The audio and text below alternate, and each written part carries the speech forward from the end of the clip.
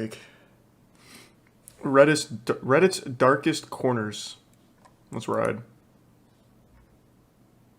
Hey guys, welcome back to another video. I have a lot of announcements, so I'm gonna try to make this very quick. The first announcement is in blood. 600,000 subscribers. The last video, This channel's popping off. 500,000. As of filming this video, we're at 622,000 subscribers. And honestly, thank you guys. Thank you to all the newcomers that are coming from Critical's channel. First of all, Charlie, thank you so much. I know I told you thank you in DMs, and by the way, guys, the fact that I spoke to He's Critical, such a like, sweetheart. Unironically, he's such a sweetheart. But I feel like I'm saying something I would like to repeat. So thank you to all the newcomers. Also, there was no like cinematic intro for this video because the channel intro editor known as Charge is actually he's actually editing the music video that's gonna be out soon. That's right. Cherry Soda. He seems like a nice guy. He is. Single, which I'm sure all of you guys are gonna like, even if you don't listen to Hyperpop. I'm sure you're all gonna like it. That's how confident I am. We do not have an official release date, but the video will premiere here on my channel live. Yes, I'll be in the chat. I'm literally gonna ping everyone on Discord and fuck, man, that horse is really like hurt my head. So it's gonna be a live event. I'm thinking 6 p.m. PST. So convert that over to whatever your time zone you're in.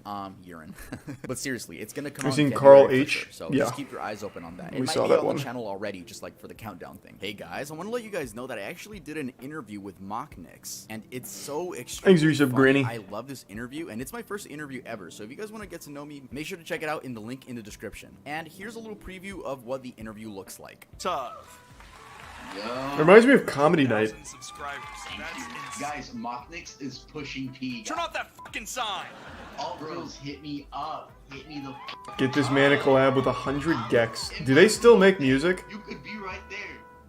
100 So, Gex is Piss Reddit's Baby, darkest right? Corners. In this video, we will be covering specific subreddits and users that can be described as strange, disturbing, odd. And I know what you guys are thinking. Dude, all of Reddit is like disgusting. What are you talking about? I know it is. I know it is. But let's just go even deeper than the surface. This video will be a little You don't want wanna go deeper than the surface on Reddit. to help me out on certain topics. I want to give a big shout out to Juno over on the Tub Discord for Thanks, Resub helping me Granny out and with this idea. Hero. Juno gave me the idea. That's what I'm trying to say. If you guys have video ideas that you want me to cover, make sure to go leave it in the video ideas channel over on the Discord. I'm not gonna lie, literally like 9 out of 10 of them are horrible. I go on that channel. Dude, I remember someone requested me to talk about Harry Styles.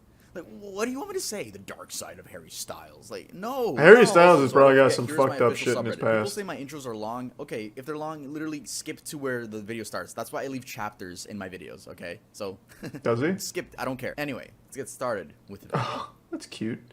r/Jizzy cards. Jizzy cards. 937 members. Oh boy, we're starting off strong with this one. Okay, r/Jizzy cards. If you had to take a guess of what that even meant, go ahead, take a guess. Alright, I bet I can nail this. I would imagine it's people doing cum tributes on old video game cartridges. I would say it's people that like, I love Ocarina of Time so much, here's the N64 cartridge. Just fucking blast it. That would be my guess. Certain you wouldn't have guessed men ejaculating onto video game cartridges and But I did. I fucking did. discs for fun. Yeah, Yep, pretty but I nice. did. There's only I know these communities so fucking well. I've never heard of Jizzy Carts. I know this shit so well. Because there's other communities like this. Like I mentioned cum tributes. This is huge for like figurines. So like U2's has their own cum tribute community where people will get U2's of their favorite YouTuber or whatever and they'll literally just cum on it. They'll put it in jars and shit. Yeah, it's huge. It's fucking huge. So I knew right away Jizzy Carts had to be video game related. I bet most people go to like shopping carts or something of cum, but I fucking knew exactly where this was gonna go. Thanks to the anonymous 5 gift subs, man, and the 10 gift subs, huge ass Marcus.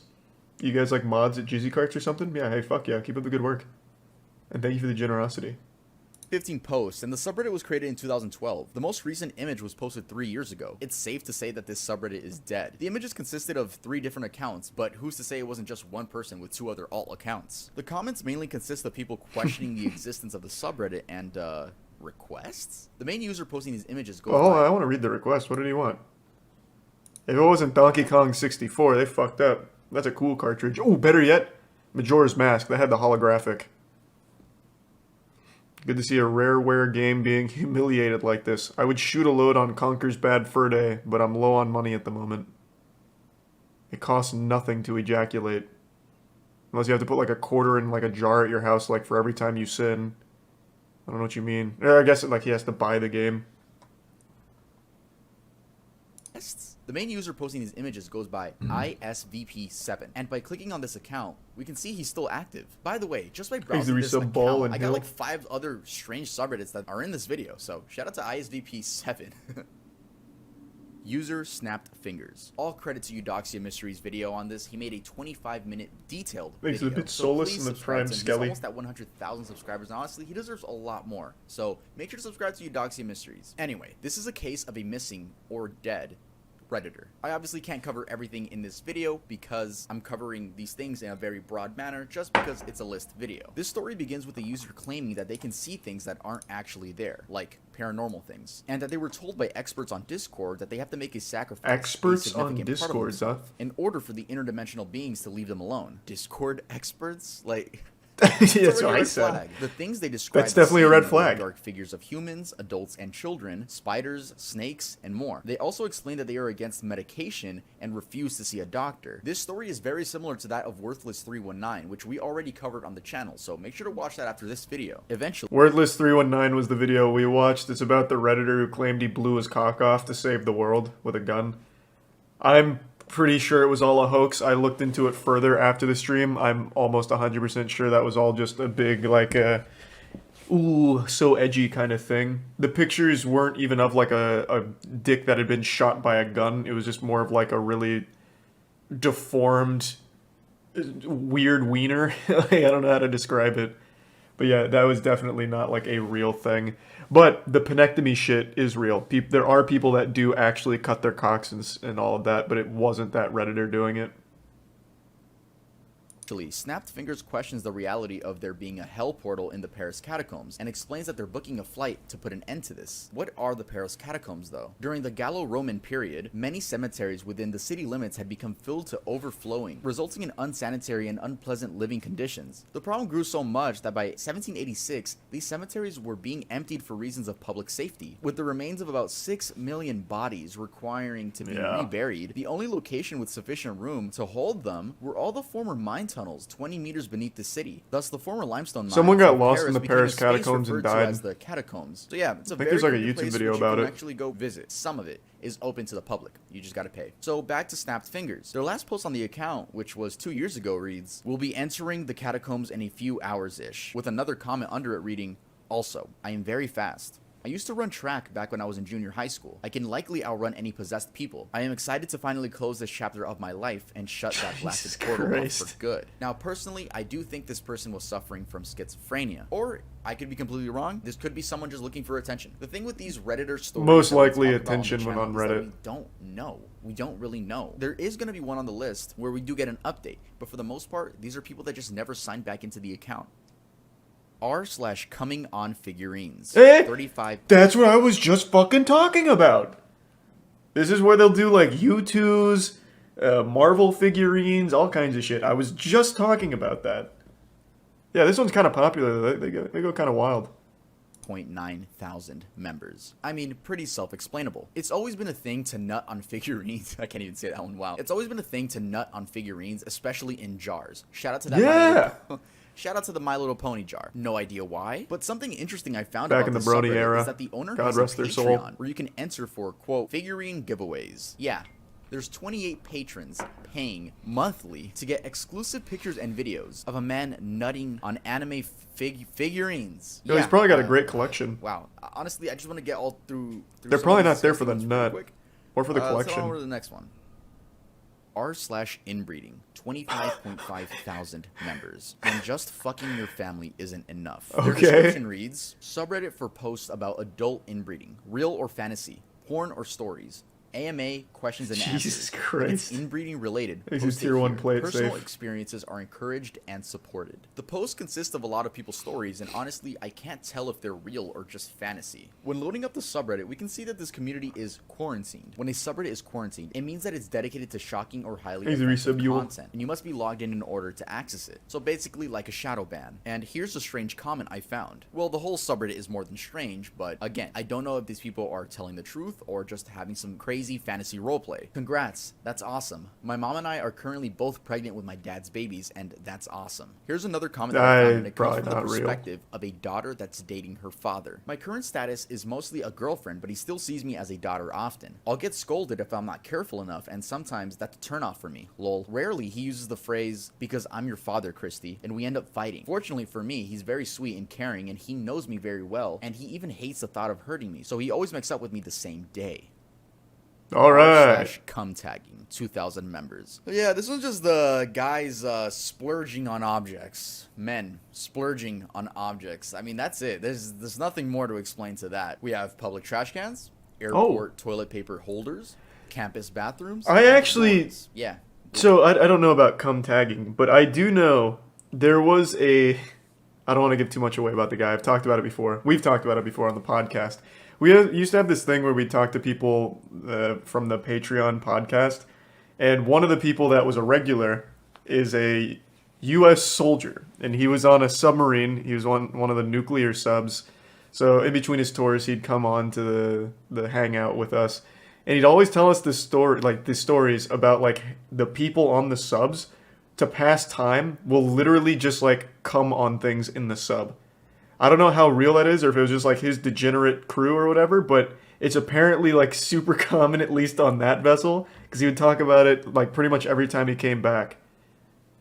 Do we have any other like submarine boys in here that can confirm or deny? What episode? No, it was like just hangouts where we just talked to people. It was a while ago. We haven't done that in a couple of years now. Thanks, the resub Chewy. I heard living on those is fucking horrible. Oh, it sounds absolutely miserable. Yeah, it sounds true. I can't imagine a worse career than being on a submarine.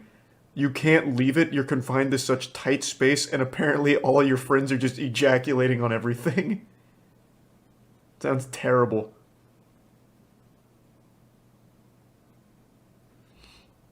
My dad was on one, but I'm not going to ask him. Why? Just hit him with that, hey, Pop, you ever come on the sub? Thanks to the resub, Turbo.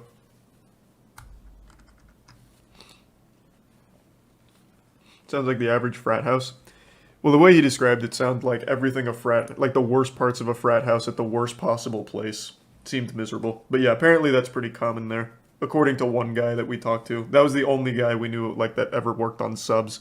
All the other veterans were usually in like, I don't know, like the Marines or something, sometimes Air Force. Just continuing the list of wholesome subreddits on this list. Ew. That's so gross. Women hating subreddits. Thanks to give some cheese. It's not women hating the subreddits, but it's women hate. Men that hate women. I found a lot of subreddits that are now archived. They don't exist anymore, right? But we have r/beating women. We have r/r-wording women. Jesus we have Christ. r/hate women. We have r/just r-word. I'm not gonna go through what. I mean, you guys can imagine. Yeah, There's I can just pretty guys, much take I a hate guess. them, or I hate them. I want to do this to them. I want to R-word. Like, I found an archive of the R-wording women one. I mean, just look at the suggestions. Oh That's enough my to tell you. god, what the fuck is this? There's a thing on Reddit where like almost every sub has the same moderators. I wonder if they were mods on here. I imagine at least one or two of them were. There's only like 100 mods on all of Reddit, and they happen to mod every other subreddit on that fucking site. Like, there's some mods that are literally a power mod of 100 other different subreddits. Like, Reddit was a crazy place back then, and still is, but it was just a lot less monitored. r/iBletch, 228,000 members. iBletch is one of the more popular ones on the subreddit, especially if you're into gore and just disturbing things in general. I wouldn't use the word mainstream because we're going to talk about another subreddit that has like millions of members, but definitely more popular. It's ironic that this is one of the more popular ones because you can argue it has the worst stuff imaginable. r/iBletch became one of the main subreddits to visit for gore, especially when r/gore and r/watch people die. Oh, I actually banned by remember when they Reddit. did that. Why isn't this one taken down? According to some users, this subreddit is completely banned in some countries. However, I do not know which ones. Yeah, I have nothing more to add to this. I don't know what else to say about it. It's pretty gross though, so you know, a little warning if you guys want to head over there. Was that first one r/sink Tub Girl? I didn't read it. pissers gone wild. 1.2 thousand members. We fuck shit up. This community is for the dedicated sink pissers who want to take their game to the next level. Fuck yeah, Created in finally. 2019. This is a subreddit dedicated to people peeing in sinks. Finally, Asking my kind of why people. is pointless at this point. We're My talking brethren. about Reddit. Peeing in your sink, weird, but okay. I mean, you're not harming anyone, right? But these people go out of their way to sometimes pee in public sinks or their friends' bathrooms. Yeah, Yeah, it's get a pranked. thing to walk into your local retail store or a neighbor's house, a friend's house, walk into the bathroom and record yourself peeing in their sink, hoping that no one walks in, with captions like "fuck it, not my sink," cleaning out the neighbor's sink, and always better in a public sink. I think it's safe to say that the members of this server are not in the right headspace, and I'm sure some of them are gonna watch this. My videos get very popular now, and if I'm offending any of you, I'm sorry. I don't want any of you to fucking pull up to my house and start peeing in my sink. True, you don't want At to least fuck what with the I want. sink It's not like I have a pissers. piss kink or anything. I don't.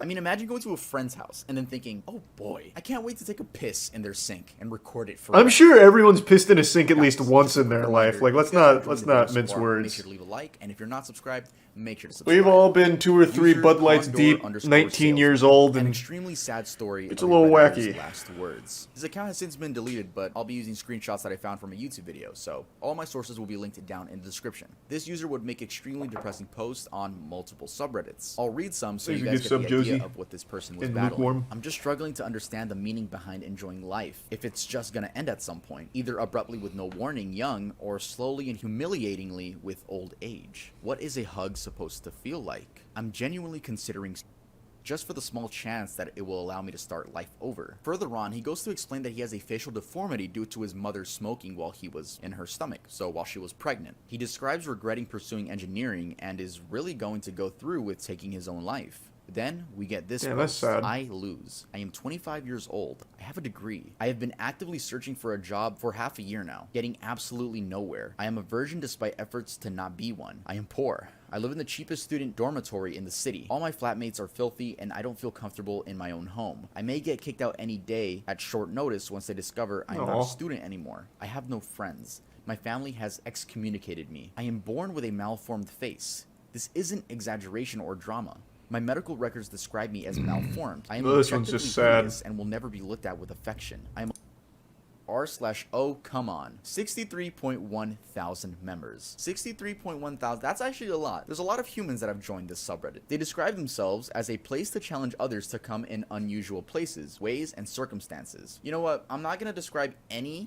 I'm gonna describe one. Sorry, guys. This one is it's called the Oreo video. I've This never is heard of something Come that is On. gonna be stuck in my brain forever, and it's even hard to repeat what happened. But I'm gonna do it for you guys. One, because it's funny. 2, that's it. It's just funny. So there's this video where this guy, I'm gonna use the word splurge, okay? I'm not gonna, yeah. So this guy, you know, Oreo, The word got is white usually stuff in the middle, splooge. Is right? splurge the new this one? This guy, like, takes off the cream, right? And then splurges where the cream should be, puts the fucking Oreo on top, you know, makes the cookie again with the splurge, like, leaking out and shit, and fucking eats it on video, dude. Damn, that's Well, hardcore. He doesn't eat it on video, but, like, you could tell, he's That's munching on it, right? that's It's Chris just Chan like- shit. and I already know some of you guys are gonna That's go look it gourmet. up. If you guys watch my channel, I know you guys are gonna go look it up. At least give me the watch time. Like always, give me the watch time and then go give yourself a little bit of trauma. That one's called the Oreo video. Not officially named that, but I'm naming it the Oreo video. This video is brought to you by manscaped.com. Feeling your best starts with Manscaped does slap. Agreed. r/just-no, MIL. 1.8 million Whoa. members. MIL means mother-in-law. This subreddit is dedicated to people venting about their horrible mothers and mother-in-laws. I'm gonna read you guys a story that pissed me off and I'm sure will enrage any normal human being. When my twin girls were born, we had no issues in the hospital. They were born right on their due date, latched perfectly, and passed all their postnatal tests with stellar stats. Nice. When we brought them home, however, we noticed that one of the girls, let's call her OD, since she was a whole 4.5 minutes older than her sister, was developing a rash. I hadn't really dealt with allergies in kids since my son didn't have them, and neither did any child or adult in my entire family. I wasn't sure what it was. I thought that maybe she just had sensitive skin like me. I can't tolerate certain fabrics because I have very dry skin, and I'll often break out in rashes if my skin decides that it doesn't like something. So I stopped using fabric softener on all the clothes. I bought the nicest, most comfortable bedding and clothes. At one point, I even made her clothes myself in the fear that maybe something in the manufacturing process was upsetting my OD. We went to the doctor several times, and they knew that she was having an allergic reaction to something. But every test came back negative, and we couldn't Oh, and it figure turned out what the it mother-in-law was It doing took some 3 crazy more shit. months to figure it out. During that time, her allergic reactions got more and more severe. At one point, she was the only baby in the history of the hospital who had to be kept in a clean room because she seemed to have a reaction the minute she left. When that happened, we began to have elimination therapy that would rival the lifestyle of Buddhist monks. My husband and I moved our son and YD in with his parents because we needed to eliminate everything from our routine to figure out what was causing the reaction to our OD. We stopped using our soap, our shampoo, our deodorants, our laundry detergents, and that was before we even got to our diet. It took us 3 more months, but we figured it out. Our OD was allergic to coconut. The doctors told us that it was a particularly rare allergen, and so it wasn't on any of the skin test panels they ran. When we found out what she was allergic to, we were so relieved. So relieved. But in addition to feeling relieved, I delved Thanks, into a Resub bout Damper. of hysterical Thank you, Sub laughter. Teases. I laughed so hard I cried, and The to this day, Bitatomic. my DH tells me that he didn't know if I was crying from relief or pure happiness. Okay, so like I said, this story is very long, but to summarize it, the baby has an allergic reaction to coconut oil, and now we're being introduced to the mother, right? The mother of the woman. And this I thought it was woman gonna be basically something like the isn't taking mother-in-law the was, allergy serious. like, She's using just like, bleach on the "It's kid or just some coconut shit." oil." Like, what's gonna happen? So let's skip to where the grandmother is taking care of the baby. My mother had put coconut oil in both my daughter's hairs when they were playing the previous day before bed. The girls loved it when my mom did their hair, and so they asked for braids, and my mom was doing their hair. She put coconut oil in both their hair because it would make for smoother braids. According to my son, OD started to get a little dizzy and itchy when my mom Jesus was doing Christ. her hair, so my mom gave her some kids Benadryl, which made her sleepy. Since it was close to bedtime anyways, the kids went to bed. Giving her Benadryl was something we did whenever she had a mild reaction, since it usually meant she accidentally came across some coconut from a secondary source. We also showered her head to toe immediately to erase any lingering traces of it. My mother simply gave her some Benadryl and kept the coconut oil in her hair and put her to fucking sleep. The Benadryl made her sleepy and unable to wake up or be conscious enough to wake up her brother or cry. She vomited in her sleep and the rash spread all over. Her little body was swollen to Oh, twice well, the that was size. sad. She had asphyxiated in her sleep. She died painfully and slowly in the early hours of the morning. My mother was never arrested. My father did leave her, though they're not officially divorced. The majority of my mother's family refuse to speak to her, and the few that do speak to her only do so on a limited basis. She currently lives on her own in a small town, and every couple months I'll get a call from her telling me how sorry she is and how she just wasn't thinking, and can I please find a way to forgive her. She wants to come see me. The only thing I can find to ever say to her is, you can come see me when you bring my daughter with you. If you guys want Jesus to go read it Christ. on your own, it's a lot longer than what I just said, and I know what I said. Man, was that's pretty probably one of the long, most but, intense ones on that horrible, subreddit. Horrible. That sucks. The rest is Oh probably like God, my mother-in-law literally baked ignorance, a bro. dry turkey. That's what ignorance does, man. Let's move on. Jesus Christ. R/jailbait. The Urban Dictionary Oh, that was a definition big of one back jailbait in is the a day. female who is under the age of consent. That shit but was who dresses, fucked. acts, and appears as if she is over the age of consent, and who does nothing to correct that impression when she is bedded. Yeah, when I read that, I was like, whoa, what kind of victim blaming, dude? Why are you getting mad at them? Like, nah, I don't want to get off track, but it's just weird when guys are like, yo, you shouldn't dress like that. Too young. It's not even your life. Just fucking move on. Go on Reddit. Actually, that's what they were doing. It was just a place where creeps would talk about underage girls. At the time, Eric Martin, They Reddit's used it at the general front manager, page defended almost several every notorious week. subreddits, including jailbait, by claiming that it was one of the side effects of promoting free expression on the web. Reddit administrators took down the subreddit after a user shared a picture of an underage teenager, saying that he had nude photos of her as well. And many users were requesting, send me. Yeah, it's just pretty disgusting stuff. Yeah, he's underselling how popular that was. Back when I first found Reddit, I would have been, what, a junior in high school? Jailbait was usually on the front page. That was a massive fucking subreddit. What year would that have been? 2011-ish? It was fucking crazy. Yeah, and that was like, for some reason on Reddit, that like was totally normal. And I remember someone made a big hoopla. I don't remember, it might have been our atheism, to be honest, because that was also huge then. Someone made like a huge hoopla, like, why the fuck are we just allowing like open pedophiles on the site, like super transparent? And they're like, no, jailbait's fine. Jailbait's good for Reddit, actually. And it was like a huge controversy when people were like, we need to get jailbait the fuck out of here. But they fought tooth and nail. That was on there for a long time. Like a really long time. Much longer than you'd expect. Spontaneous H. This is That's the story Twitter of now. a Redditor who documented Okay, I himself guess.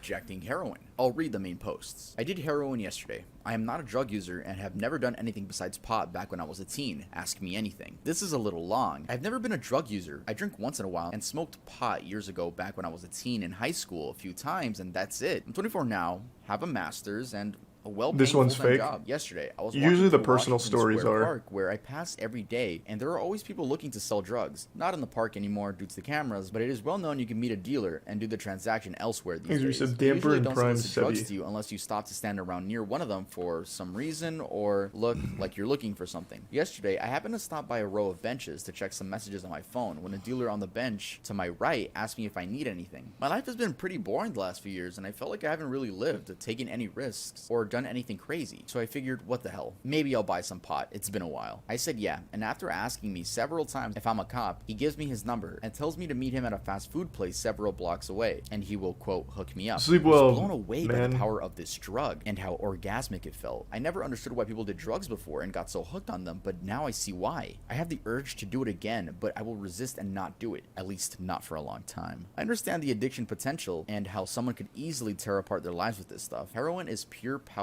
pleasure. I actually feel proud of myself for having the balls to do something this crazy, and I feel like it was a valuable life experience and my window into another world and part of society. I'll never forget the day I did heroin. Now, ask me anything. 2 weeks ago, I tried heroin once for fun and made an AMA. I have been using since and shot up for the first time today. No. AMA. Wednesday night update. Fucking, I'm still withdrawing, throwing up, and sweating out gallons of sweat. I really want to use and relapse right now. I know I shouldn't.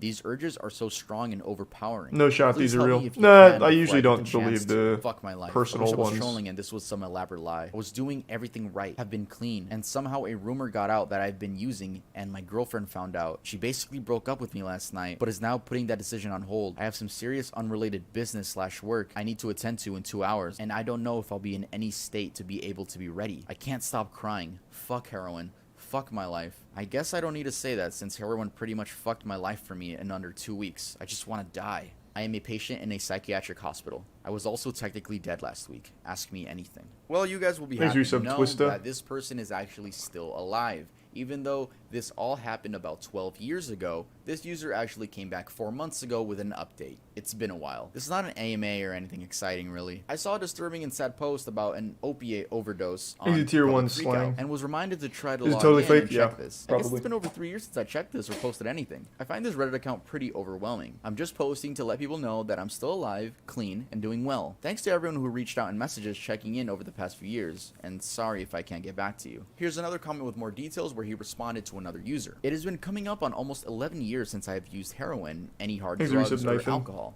That was November 2010. A few years ago, I had a slip and just smoked weed, which is a bad mistake, so I consider my current total clean time 3 years since I count that. Nice. We actually had a happy ending to this one. Love that. Love that he's still okay and doing just fine. It's kind of crazy to just be like, hey yo, let me just shoot up some heroin. Fuck Is he it. tier one My life's gifted? kind of boring. Oh, should I document my experience doing that? No, I'm just kidding. I'm just kidding. Yeah. Yeah, no. Alright guys, that's gonna be it for this video. Don't click off yet. Don't click off yet. I knew wanna say almost all of something. In those. the community tab, when I was telling you guys to leave requests for Nice. video ideas, right? Or like Reddit ideas for this one. People were saying that I He didn't just, even like, cover steal True video Cells, which idea is topics, surprising. and I just cover them in a mediocre way. Which Do you guys remember True Cells? That was a little bit before the big incel explosion. Thanks to Prime Grant. Wow, most people don't seem to remember it. True Cells was basically, they were the progenitor to modern incels. They had a lot of very sad dudes that would post shit like women should be kept on farms and men should be allowed to buy women to fuck them. Like really horrible stuff, like incel shit, before it became mainstream. That one was pretty wild. They had like full websites full of like hundreds of pages where people would like write some real gross shit and their weird view on the world. Thanks to resub Asa.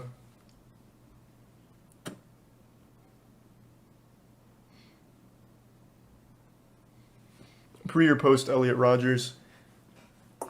Fuck, I'd have to really think. I'm not sure. I think it was post because I vaguely remember that one of the websites had Elliot Rogers like their poster child. So I'm thinking it was post Elliot Rogers.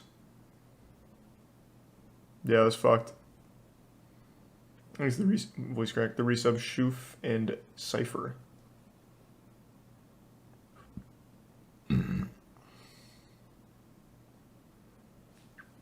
I feel like there were some other ones that weren't covered, but I can't think of them off the top of my head. True Cells is just one that I always remembered. You going to bed? I'll come say goodnight in a sec. Why do people go so feral for sex? I don't know, man. Just some fucking weirdos out there. Just as simple as that. Had an early head start, but it looks like Cult 1. We'll do Cult, and it's shorter anyway, so this will be a good taste of the channel anyway.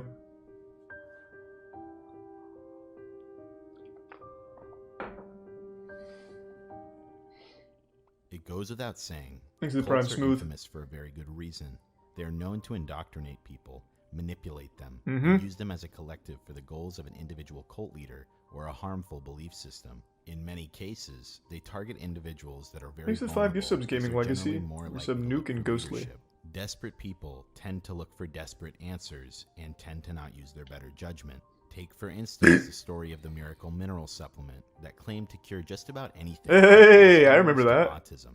And as it would turn out, not only did it not cure any disease, did not help any disease, but also contained bleach. Cults Yeah. thrive when followers of an individual collective prescribe themselves to blind misinformation. Oh, here, hold on. With all Sorry. of that being said, today you we're go. going to dive back into retracing the digital footsteps of one such cult. This is the story of the now defunct Reddit cult of Cantelmoism.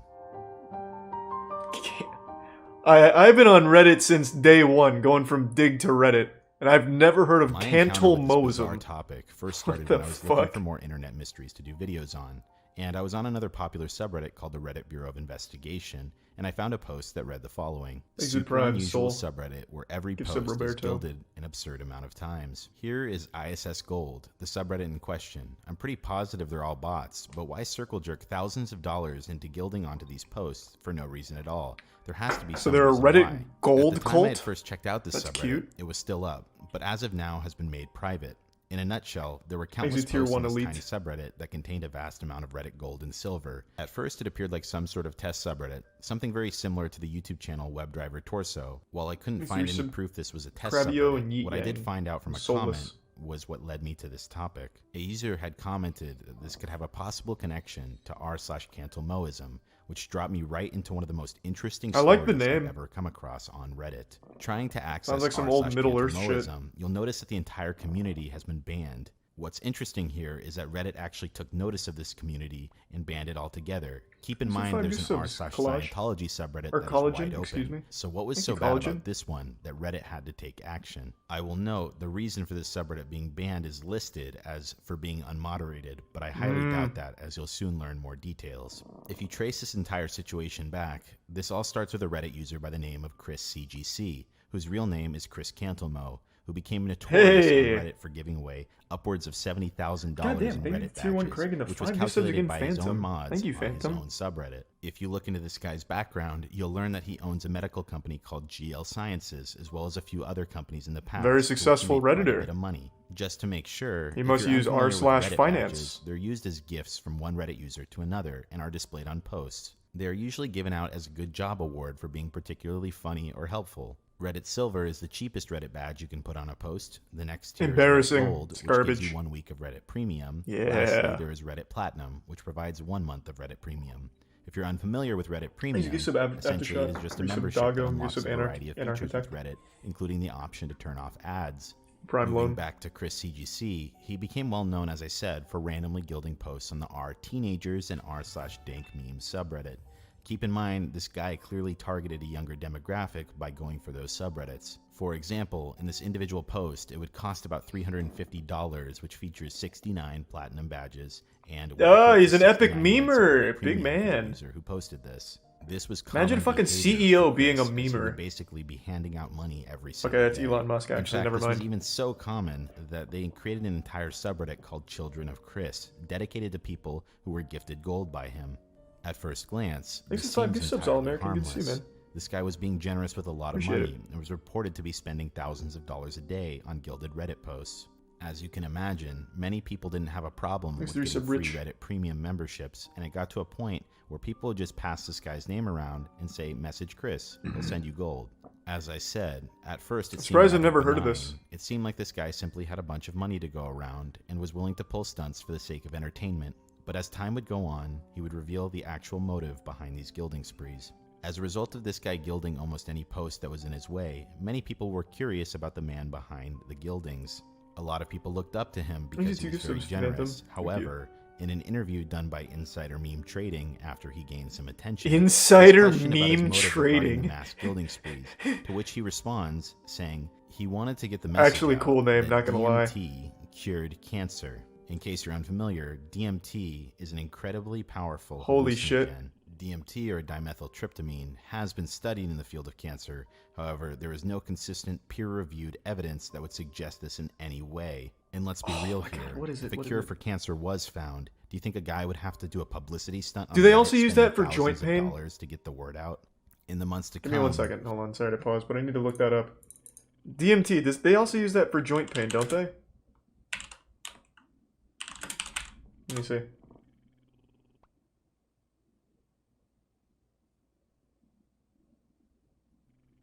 No, this isn't what I was thinking of.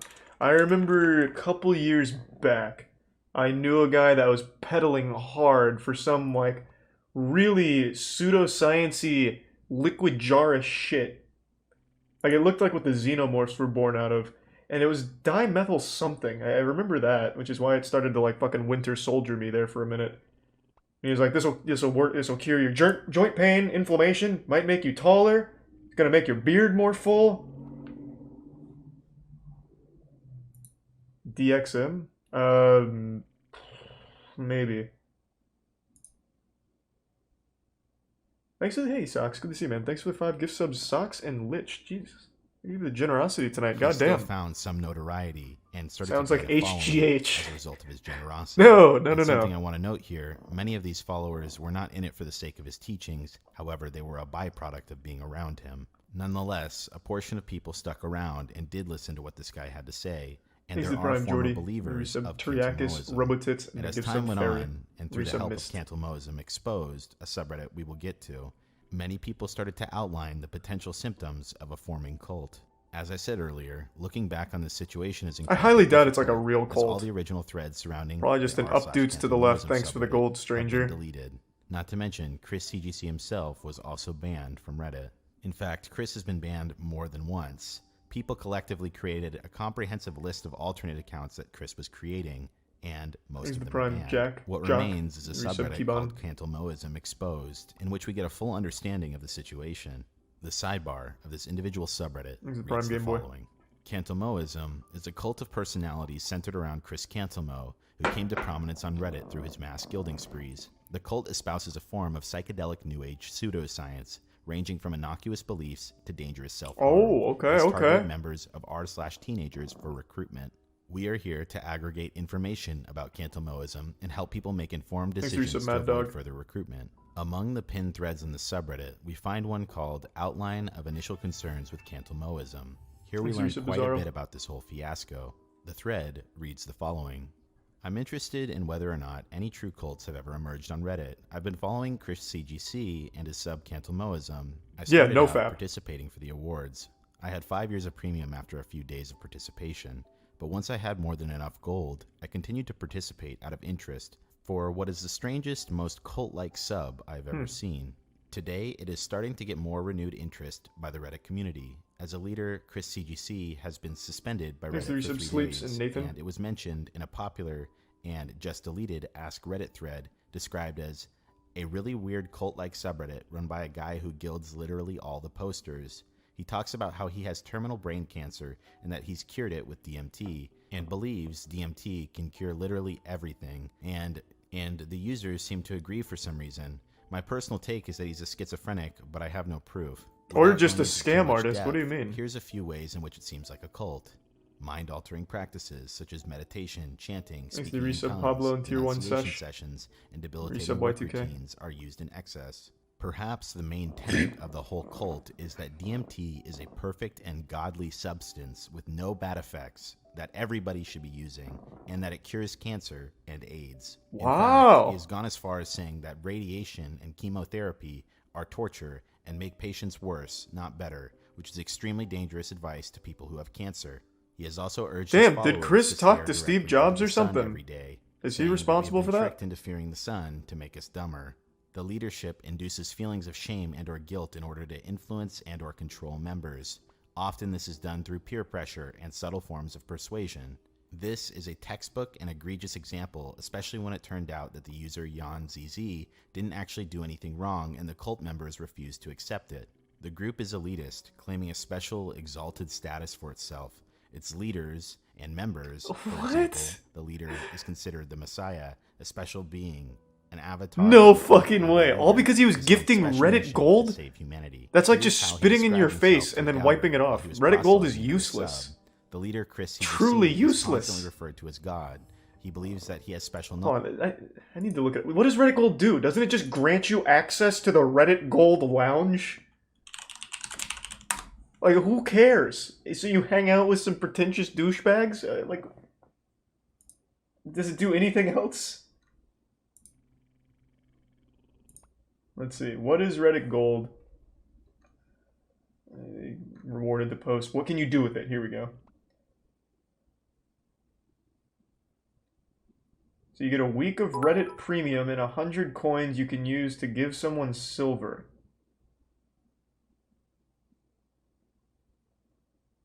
Is there ads on Reddit? I can't say I've perused the internet without an ad block in years. Is that like a big draw? Like you don't get ads? For a week?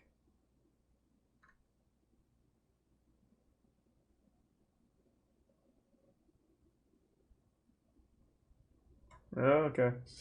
It seems like an awfully large thing to say that the guy who gives you Reddit gold is the Messiah. Jesus. Thanks to the Prime Poison. Thanks to the Resub Knowledge Okami. of the spirit world and wants to use the knowledge for the express goal of world peace. The group is also preoccupied with bringing in new members. Monetary rewards are gifted with participating in the sub. The group is preoccupied with money. He spends thousands of dollars a day gilding members with Reddit money, and he also is increasingly paying members real money and offering to pay for their plane rides to That's a visit great him. deal. Wait, he's just In giving total, away money? He spent over $100,000 recruiting followers with a main focus on Yeah, just fucking recruiting pretend to teenagers. call him the And Messiah. here are Who a few cares? examples Free of cash some from a of the weirdo. outrageous things he has said, but I think that thankfully most of these are not taken completely seriously by his followers. His most devoted followers definitely still believe him though. AC It Tier 1 seems like just Reddit did is stuff starting to with catch Prime. on and get worried, as No his 7 account and was just Resub Otis. suspended for 3 days for telling people to call me or visit me to experience DMT as anti-cancer treatment. He encourages schizophrenia and believes that it's caused by excess DMT and that hallucinations are completely real. As the poster of this thread starts to update it, Thanks to Resub he goes Okami into Boy. one of the podcast episodes that have now been deleted. Edit 3. I just listened to Chris' Damn. most recent podcast episode, and I can finally understand what people see in him as a leader and why his followers seem to love him. I'm almost convinced that he's an amazing He fell but in love. insane human being. Either that makes him less threatening because he's not the type of person to start a dangerous cult, or more threatening because he is the type of person that could convince enough people to Yeah, I pull know, it I'm off. Leto. The first half is just a normal conversation, which establishes trust in him before he transitioned to the crazier second half. We learn how Chris befriends the homeless and lets them come into his house whenever they want to. That's bathe. kinda nice, He though. wishes he had enough space to let thousands of them sleep in his backyard. What? He does have over an acre. Maybe this of guy land, is the which would be Messiah. enough to start a commune/cult on a smaller scale. Then, in the second half, he starts talking about DMT, He's a albeit Tier in 1 a far less insane Fat way Monkey than and the he Prime normally King does. Joe. He then makes some apocalyptic prophecies that he previously talked about on Reddit. He talks about things such as a recession worse than the Great Depression being imminent and World War III between US, Iran, and Israel being imminent as well. However, he does say that those two things will actually be good for everyone except the rich. Next, he tells us what his ideal society looks like. He wants something beyond communism, where money is made illegal. It's not too big of a stretch to say that he might consider implementing such a society on a smaller scale. Money if is he gains illegal. enough devoted followers. Lastly, he talks about suicide. At first, he said he thinks the people who commit suicide go to a better place Oh, wow. and are better Holy off. shit. This is obviously a very scary idea when you look at how common Thanks for the mass gift sub again, suicide Socks. is in cults. He seems to be aware of this as he quickly changes his tune to say that he really thinks that people who commit suicide have to start their life all over again, which would be boring. Overall, Holy there shit. are some Jonestown vibes, but mostly he just seems like an extremely moral, charitable, and crazy person. His followers fall in love with him for his morality Didn't and pop up charity, for me, Kaiser. missing Well, thank out you on the then if you crazy did, man. side, and that's where I think the danger lies. Alright, now, as I said previously, many of the links are dead. However, Interesting. going over to his website, we can in fact see many of the claims and the beliefs held by this guy, and Here's they the still recent stand Monster under the Shark and discovery Benabarf section in the of Prime website. Chronic. While it might be insane to think that many people even remotely entertain this guy, he made examples out of a few of his devoted followers. and even Jonestown paid is one for of the their most college, wild in some stories, cases yeah. up to $15,000. Whoa. As a result, many people sucked up to him in hopes of financial gain. But at the time, Reddit turned a blind eye as they were getting paid through the nose by this guy. I personally believe, as well as many other people, that most of his so-called followers were just in it for the Thanks sake for of I'm money. crazy in the And when there resub. stopped being handouts on a daily basis, almost all of his followers started to turn on him for not providing evidence of his claims. At first, some people were willing to be patient since Chris had never provided any proof towards his claims regarding DMT. He came from a scientific background and would constantly post about his upcoming research being published. However, that obviously Wait, never is this happened. Chris? This guy doesn't look like a dank memer at all.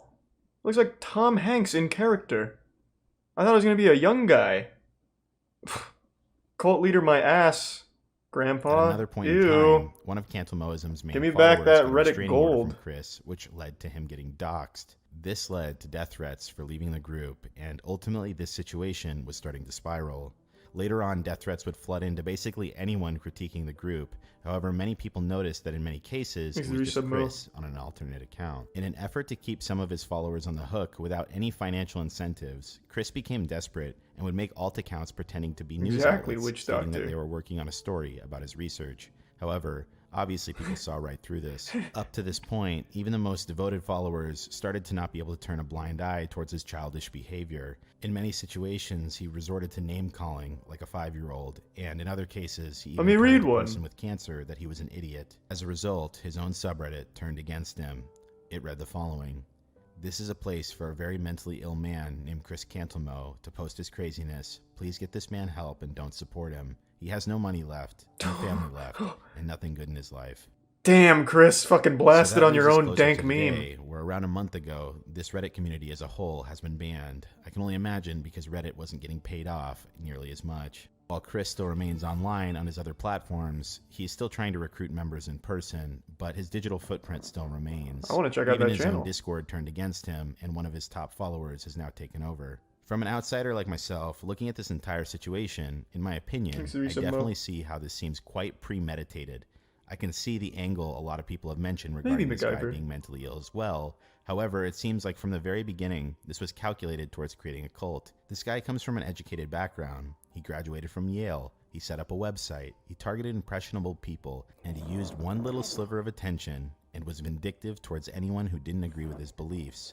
Thankfully, however, the situation Hey, thanks for has the been 10 avoided subs to a again, large Cyax. It's degree. good to see you tonight. Something Hope else you're I doing should well. note is that I you for also the believe to generosity. a certain extent Chris has been experiencing a degree of psychosis. Uh-oh. I don't believe this guy to be mentally stable due to the constant drug use. Here we had a guy with a great livelihood and a good life, and he was well off. Then, seemingly out of nowhere in the later years of his life, after being an atheist for 56 years, he becomes ultra-spiritual as a result of taking DMT. And He other just wanted to drugs in start a excess. cult, man. He just did it the refers to wrong himself way. as a god, and all of his teachings should have point to started playing obvious Minecraft. delusions and psychosis. That being said, I don't think talking shit directly to this guy helps whatsoever. As a result, anyone watching this video, don't go harass this guy. His brain obviously processes information differently, and even though what he attempted to do was terrible, it won't stop him from continuing appreciate doing it, what he's Cyaxis. doing. Thank you for the This guy generosity again. needs professional help. Instead, this video stands as something much more effective Makes in me the get some Kaiser. situation than directly talking shit to him. At this point, if anyone comes across this rabbit hole or topic on the internet, they have a reference point to which they can understand how this group came to being and avoid it. With that being said, I thank you for joining me here today as we looked at Well, that was the actually kind of weirdest story interesting. I've ever seen on Reddit. This is Barely Sociable. Have a great night. Is that true? Only one guy said this, but now I have to know. Did Chris Cantelmo actually kill himself because this video? I'm gonna look it up. I feel like I'm being lied to, but that would be horrible.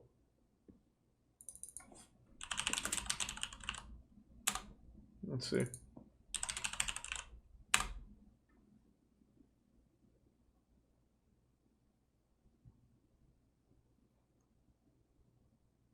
Oh my god.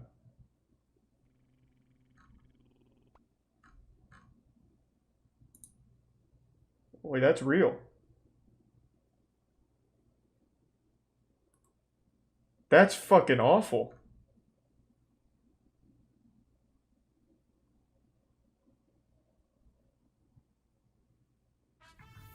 Jesus Christ.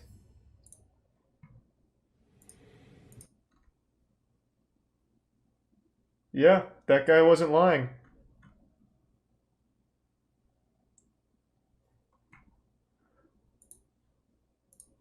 Wow. Well, that... The Redditor that vanished? Okay, wait, that sounds great.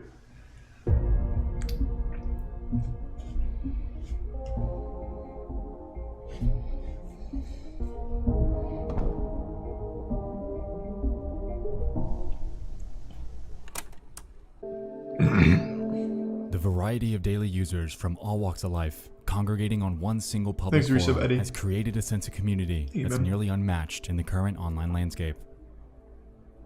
Because of this, the website's given us the ability to look into our fellow Redditors' post histories, giving us a small peek into the lives they live. Oftentimes, these are mostly mundane. However, if you do a bit of digging, you'll find some that stand anomalous, abandoned, and forever embedded within the corner they carved online.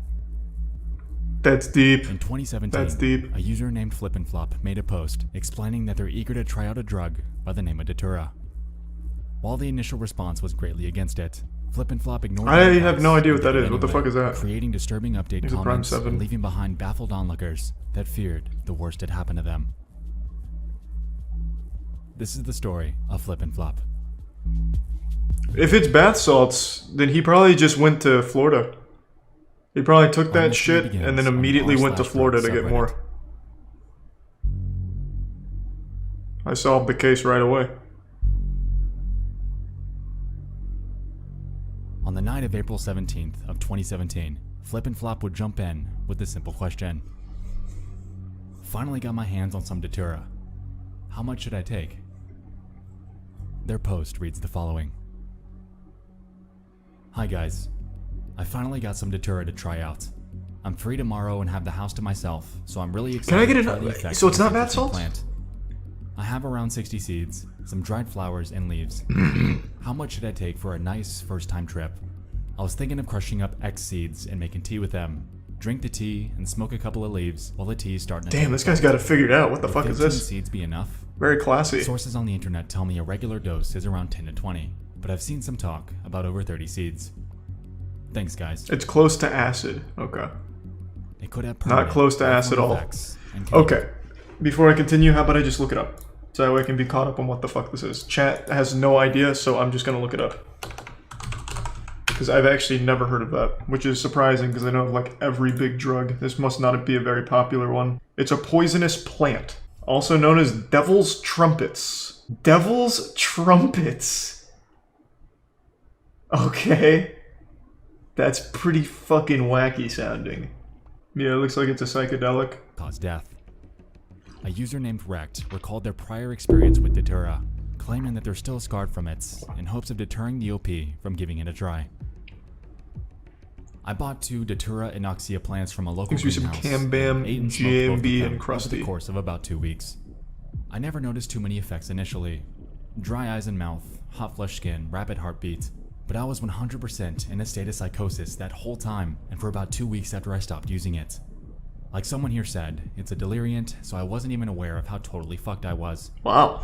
My Jesus friends got Christ. increasingly worried about me, and I finally broke down mentally. About a month later, I got diagnosed with generalized anxiety disorder and severe panic disorder with derealization and depersonalization. Why is he still in the drugs subreddit then? While the effects felt by wrecked were Like, severe, he had this fucking awful experience and he's still in the same subreddit. according to a Logarithm the Great, they claim that the potency of the drug can vary from person to person, and even sometimes through the time of day it's taken. Just to give advice? I guess, maybe. After reading this, I went forth and cross-checked their claim with the psychedelic education resource named thethirdwave.co, and found that while the time of day assertion isn't substantiated, Datura's so-called fatal dose ranges pretty widely. According to this guide, He's a tier 1 frazzled doses and as small resubs as collect. 100 milligrams of dry seeds have been known to kill, while others have taken substantially more than that and lived. Considering how heavily any drug's effects can vary from person to person, this declaration isn't that surprising. However, it is noteworthy. Sorry to hear that, Soul Leader. So, Oh, how many baby seeds Pierre. should Flip and Flop take? Thanks for the bits, Mike and Crab. Exactly 0. None. I hope this is a shitpost.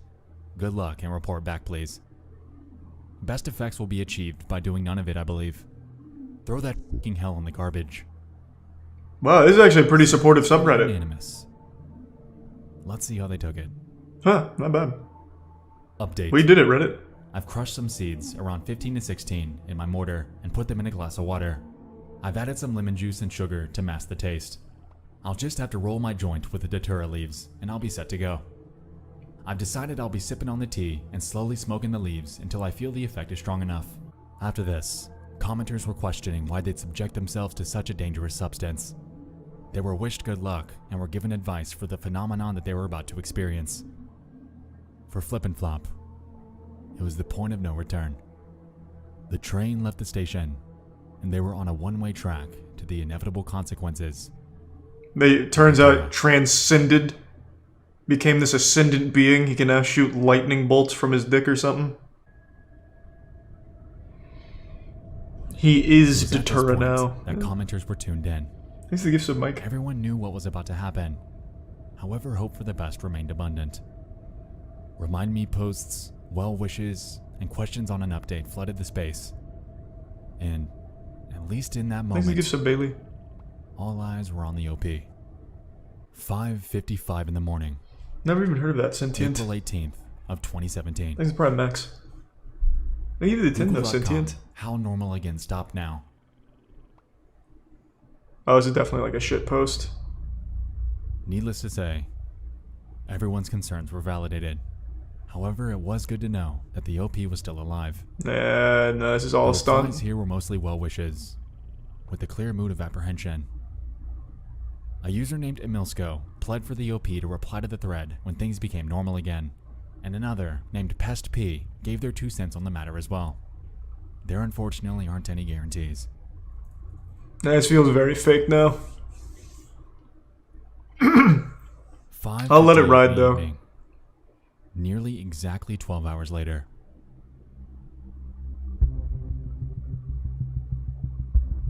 He made a video game? Holy shit. He smoked so much What you're looking at Datura is that he a made a GIF game? posted by a Redditor named Nitris in the gaming subreddit. It's allegedly depicting mammoths in an accurate battle simulator. Yeah, they nailed that one. Well, I mean, that's So why are we that's here? the joke. Okay. Because someone we know very well by this point made their way to this space Exhibits specifically. cuddle. Please, these big Jesus, dogs are Soul fighting. Eater. Nah, okay. Holy shit. It appears to me that Flip and Flop's trying to claim that, please, these big dogs are fighting, not okay. With the big dogs, of course, being their interpretation of the mammoths in that GIF. If I'm It's being awful, honest, Soul Eater. it's safe to say that Flip and Flop's Doing discovery alright, of Solaris. this post likely didn't do them any favors. Depictions of an animal quite literally launching another one in the air while under the influence of something as unpredictable as Datura would probably mess me up pretty badly. I don't really believe any of this anymore. This just seems like a Redditor doing a Flip and Flop stunt. would never return. Their thread continued to rack up comments pleading for any sort of update. However, through all of this, fear remained abundant that the worst had happened. How does this go on for so much longer? How do you get like a conclusive answer to this?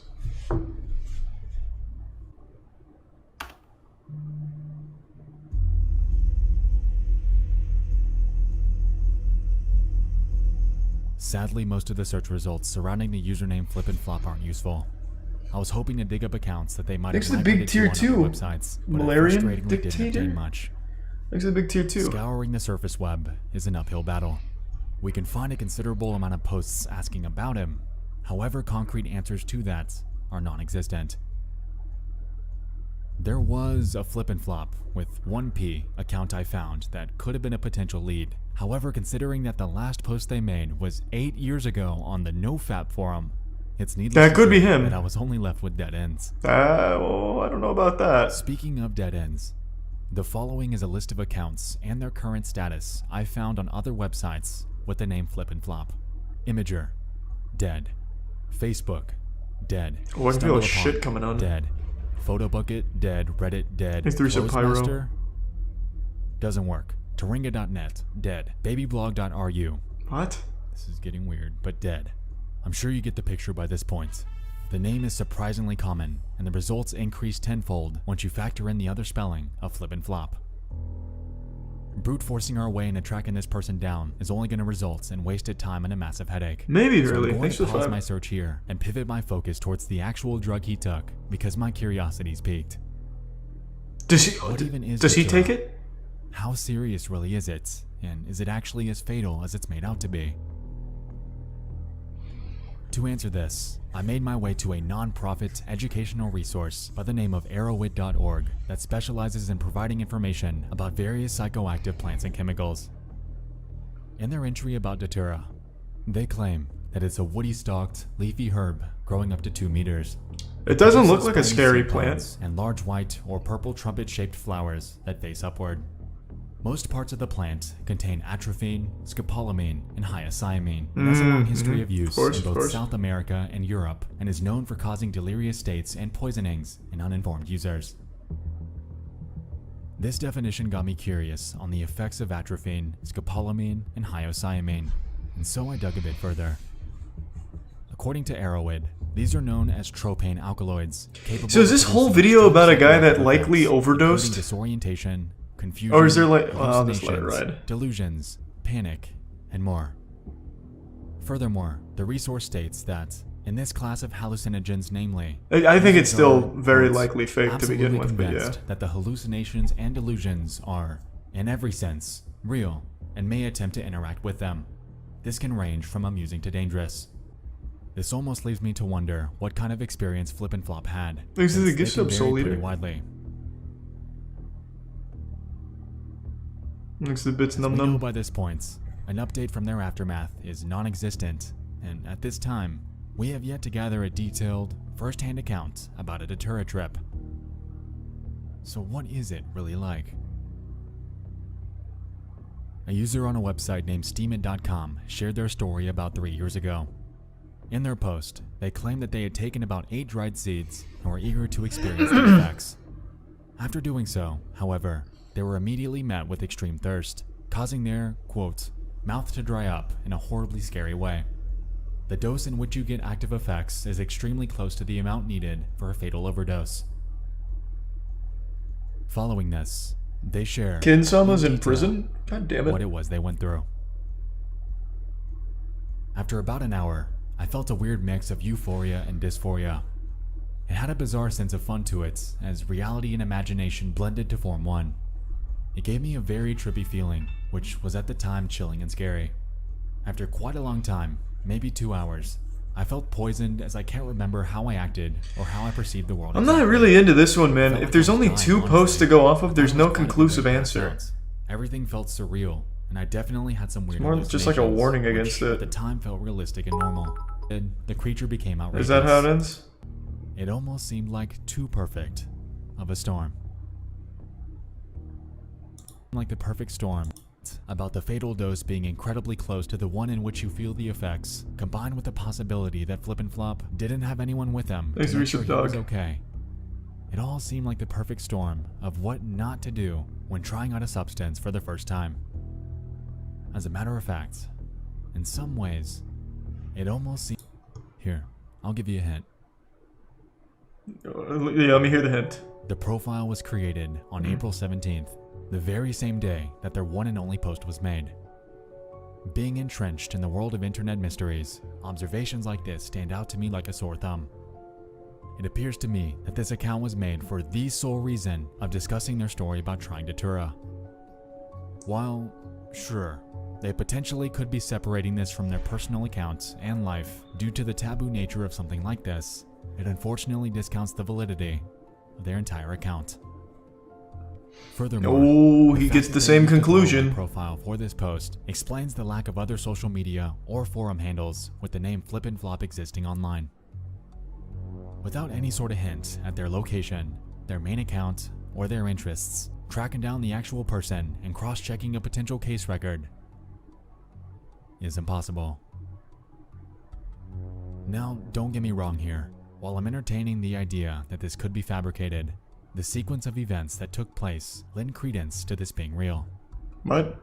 If we look at the post, it was made at 5:21 p.m. Central on April 17th of 2017. Over the course of the next 26 minutes, Flip and Flop would go from asking about trying it to having it prepared. If we're considering the potential that their mind was made up on It's not a very interesting story, to be honest. It's a Redditor made one post, and then there's two posts to follow it up. I'm not real into that one. To me, that sounds more like a classic Reddit shitpost thing than like a genuine overdose. But even if it was, it's still a very unsatisfying story to follow, since you'll never know and there's no evidence to point to anything conclusive. Not really into that. Alright, I'm fucking back, team. Oh, thanks to resub Arc, TK, and Jackie. I really hope aliens have visited Earth or will visit Earth at some fucking point. That'd be so cool. Thanks to the gift sub Kioxy. That means it's okay to leak.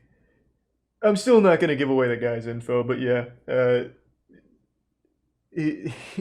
don't even know how much I can even say without getting whatever in trouble, but yeah. He would tell my parents all kinds of goofy shit about, like, military. And he was big into the alien stuff, like I said. I would have loved to ask him about it. It's a fucking shame. UFO busted? I mean, I don't really need to go into the science and math of why a UFO is probably not an alien visiting us. I can just kind of rationalize that. The man who vanished into thin air. In 2006, Hold on, let me fact check this before we get in there. A former Canadian Defense Prime Minister confirmed that aliens live... No way. Canada's ex-defense minister. Aliens would give us more tech if we'd stop wars. What? He doesn't seem overly reliable. Paul Hellyer, who has long insisted that aliens have visited Earth for many years, says that when aliens saw the atomic bomb, they decided that we were a great threat to the cosmos. I'm gonna be honest with you. I'm starting to have my doubts. I don't want to disturb what you're doing, but there are 4 different species of aliens that have been visiting Earth for thousands of years. The Star of Bethlehem is one of God's flying saucers, he added. And he used to believe that there were between 2 and 12 different species of alien, but now he's received reports that there might be as many as 80. Using this guy as an argument to prove that aliens live on Earth is probably the worst person you could have represent that. Holy shit. This is nuts. Thank you for telling me about this guy. I want to read more about him. Paul Hellier. Holy shit, he's 97. Alright, let's run it. 27-year-old Brian Shaffer walked to a bar and was never seen again. Hey, you the 5 gift subs The again, case looking. has since received widespread attention and a thorough investigation. But to date, Stop bringing up Bob Lazar. Everything I've seen from Bob Lazar seems wildly wildly hard to believe. I don't know, I was having such a hard time saying that. I've looked up the whole Bob Lazar thing. Unless maybe I'm looking at biased sources or something, but everything I've seen seems like there's a real lack of hard evidence and credible source. Unless there's new shit from Bob Lazar over the last couple years. I also saw that, Remy. Israeli space security chief recently said that aliens exist in a galactic federation. Right?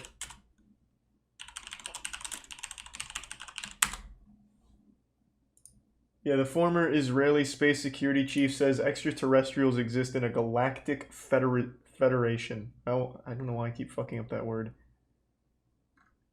I hope all this shit is true, to be honest. when classes ended on Friday, March 31st, 2006, He's it the signaled prime the start peasant. of spring break for Brian Shaffer, a medical student at the Ohio State University. He started his big break from school by having dinner at the Outback Steakhouse with his father, Randy Shaffer. Randy later He's a tier stated 1 that rust-proof. he never understood why Brian would go out that evening. He seemed exhausted from studying so much.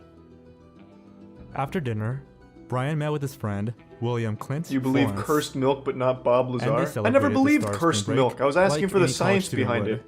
I didn't realize it was a fun night fucking of drinking prank. and de-stressing. The two walked to the Ugly Tuna Saloona, an indoors bar located in Columbus, Ohio. Brian invited his brother, Derek, and Derek's wife, Maureen, but they had gone to a show at the Funny Bone Comedy Club, which ran late. They left the show tired and decided to drive straight home, passing on Brian's invitation. At around 10 p.m., Brian called his girlfriend, Alexis Wagner, who was also a second-year medical student at the same Thanks to university. give sub Kaz. She and Brian were scheduled to fly to Alan. Miami on Monday morning, so she boiled. decided to visit her family in Toledo before leaving. After his call with Alexis, Brian and Clint went bar hopping, I'm gonna give sub visiting several Mr. nearby Chalk. locations, such as the Short North Tavern and the Brothers Bar. They had a shot of hard liquor at each stop, while working their way down to the Arena District. At around midnight, the two met with one of Clint's friends, Meredith Reed, who drove them back to the Ugly Tuna Saloona for a final round of drinks. Such a cool name, Ugly Tuna Saloona.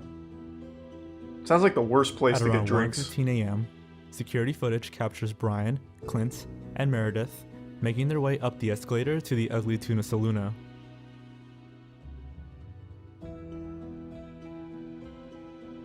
At some point after this, Clint and Brian are back outside the bar talking to two girls, Amber Ruick and Brighton Zatko. While Clint spoke to Amber, Brian was left to speak to Brighton. Apparently, Brian was pretty flirty. Uh-oh. Reportedly, he had even kissed Brighton's neck. Whoa! Okay, so he cheated. At 1:57 a.m., Brian can be seen in a small alcove, just off camera next to a beige door. And it would be the last time Brian was ever seen again. It was here that Brighton put her number in Brian's phone, Let's give and sub then Brian walked back inside the Ugly Tuna Saloona to use the restroom. and the bits pickle. When she returned, Brian was nowhere to be found. Since it was common for Brian to occasionally separate from his friends, Clint and Meredith didn't think much of it. However, when the bar closed at 2 a.m., they were left outside waiting for Brian. Got sucked into They his assumed phone. that Brian must have wandered Maybe. home. After all, his apartment was only located a few blocks away.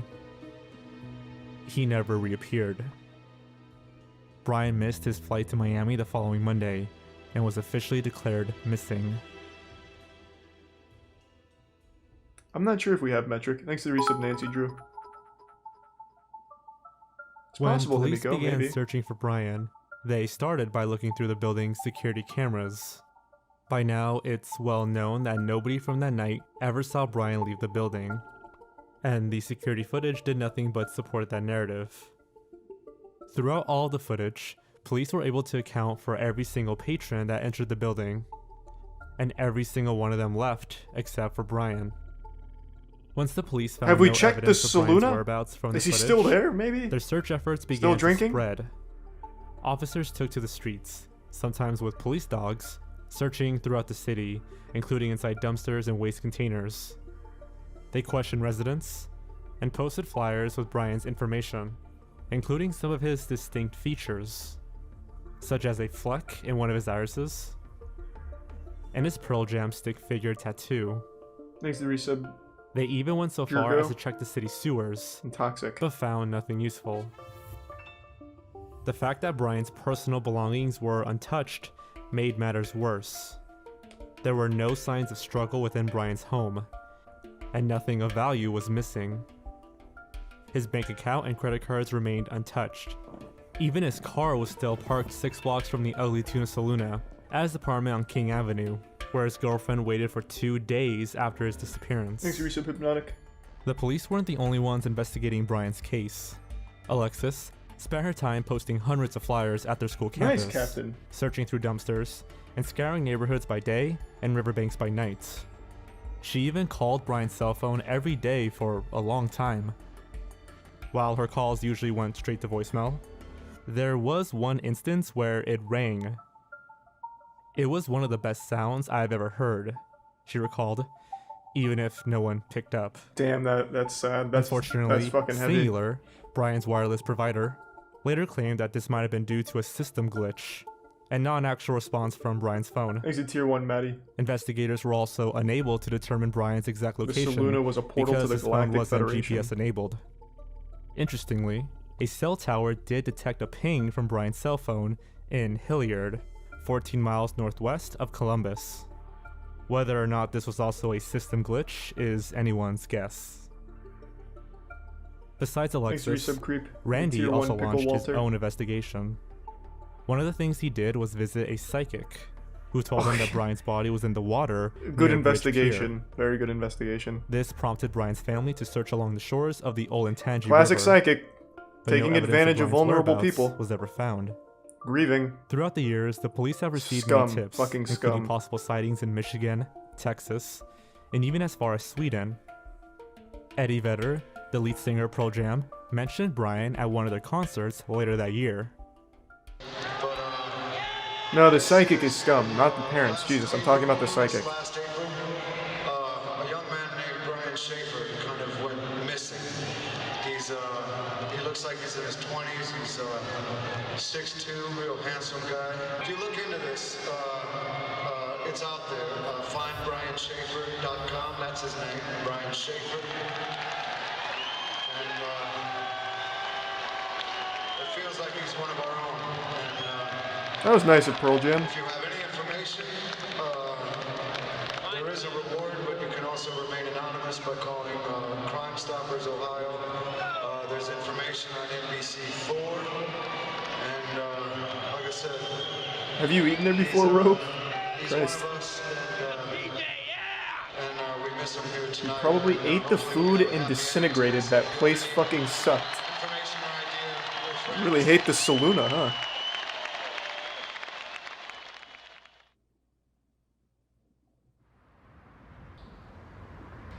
So you can see it's quiet, you know? And imagine at 2 a.m., 3 a.m., you know, the bar was probably packed, but around here, especially if it was under construction, there's a really good chance, you know, no one would be here. So there's a parking garage right behind it. So here is the east side of the building that he disappeared in. Probably Onyx. I think so. From parking garage. Thanks to the 20, man. Here's one emergency exit. So this could have been one of the doors that he came out of. Fire pump room. There's another emergency exit. But this is there's the other. What was the name of the emergency place? exit. The This is one Filthy that Tuna Saluna? he could have went out of. Thanks to the resub God Dragon. Ugly And there's Tuna another Saluna. emergency exit. So there's three four emergency exits. You know? Oh man. It's just crazy. As time went on, this case gained widespread attention from media and online sleuths due to its puzzling nature. The very ambiguous security footage, coupled with some interesting details about Brian's past, has opened the door for speculation and theories. It's worth noting that 3 weeks before his disappearance, Brian's mother passed away due to myelodysplasia, a rare form of cancer. According to a 2018 interview with Brian's family, he was apparently so distraught by this event that he showed up 1 hour late to his mother's funeral. Moreover, about a week after Renee's passing, Brian asked Alexis to just go away with him. And a few days before he disappeared, he told her to move on and find someone else. Given the emotional hardship that Brian was enduring, He absolutely and just the fact that ran he was away most then. likely drunk during the night of his disappearance, some believe that he may have committed suicide. The Ugly Tuna Saloon sits on the second floor of the Gateway Film Center building. The theory is that Brian could have snuck past the main security camera, leaped from a nearby non-surveillance service door that at the time led to a construction site, and is now buried beneath the rubble. He may have even done so unintentionally. What? If you recall, Randy did say that Brian seemed tired that night from pulling all-nighters for his exams. And there's some evidence that might support this claim.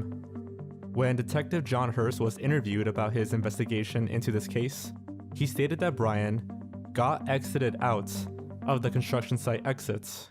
But we went over and checked the movie theater that was, Oh, sweet. across Thanks, the guys. way.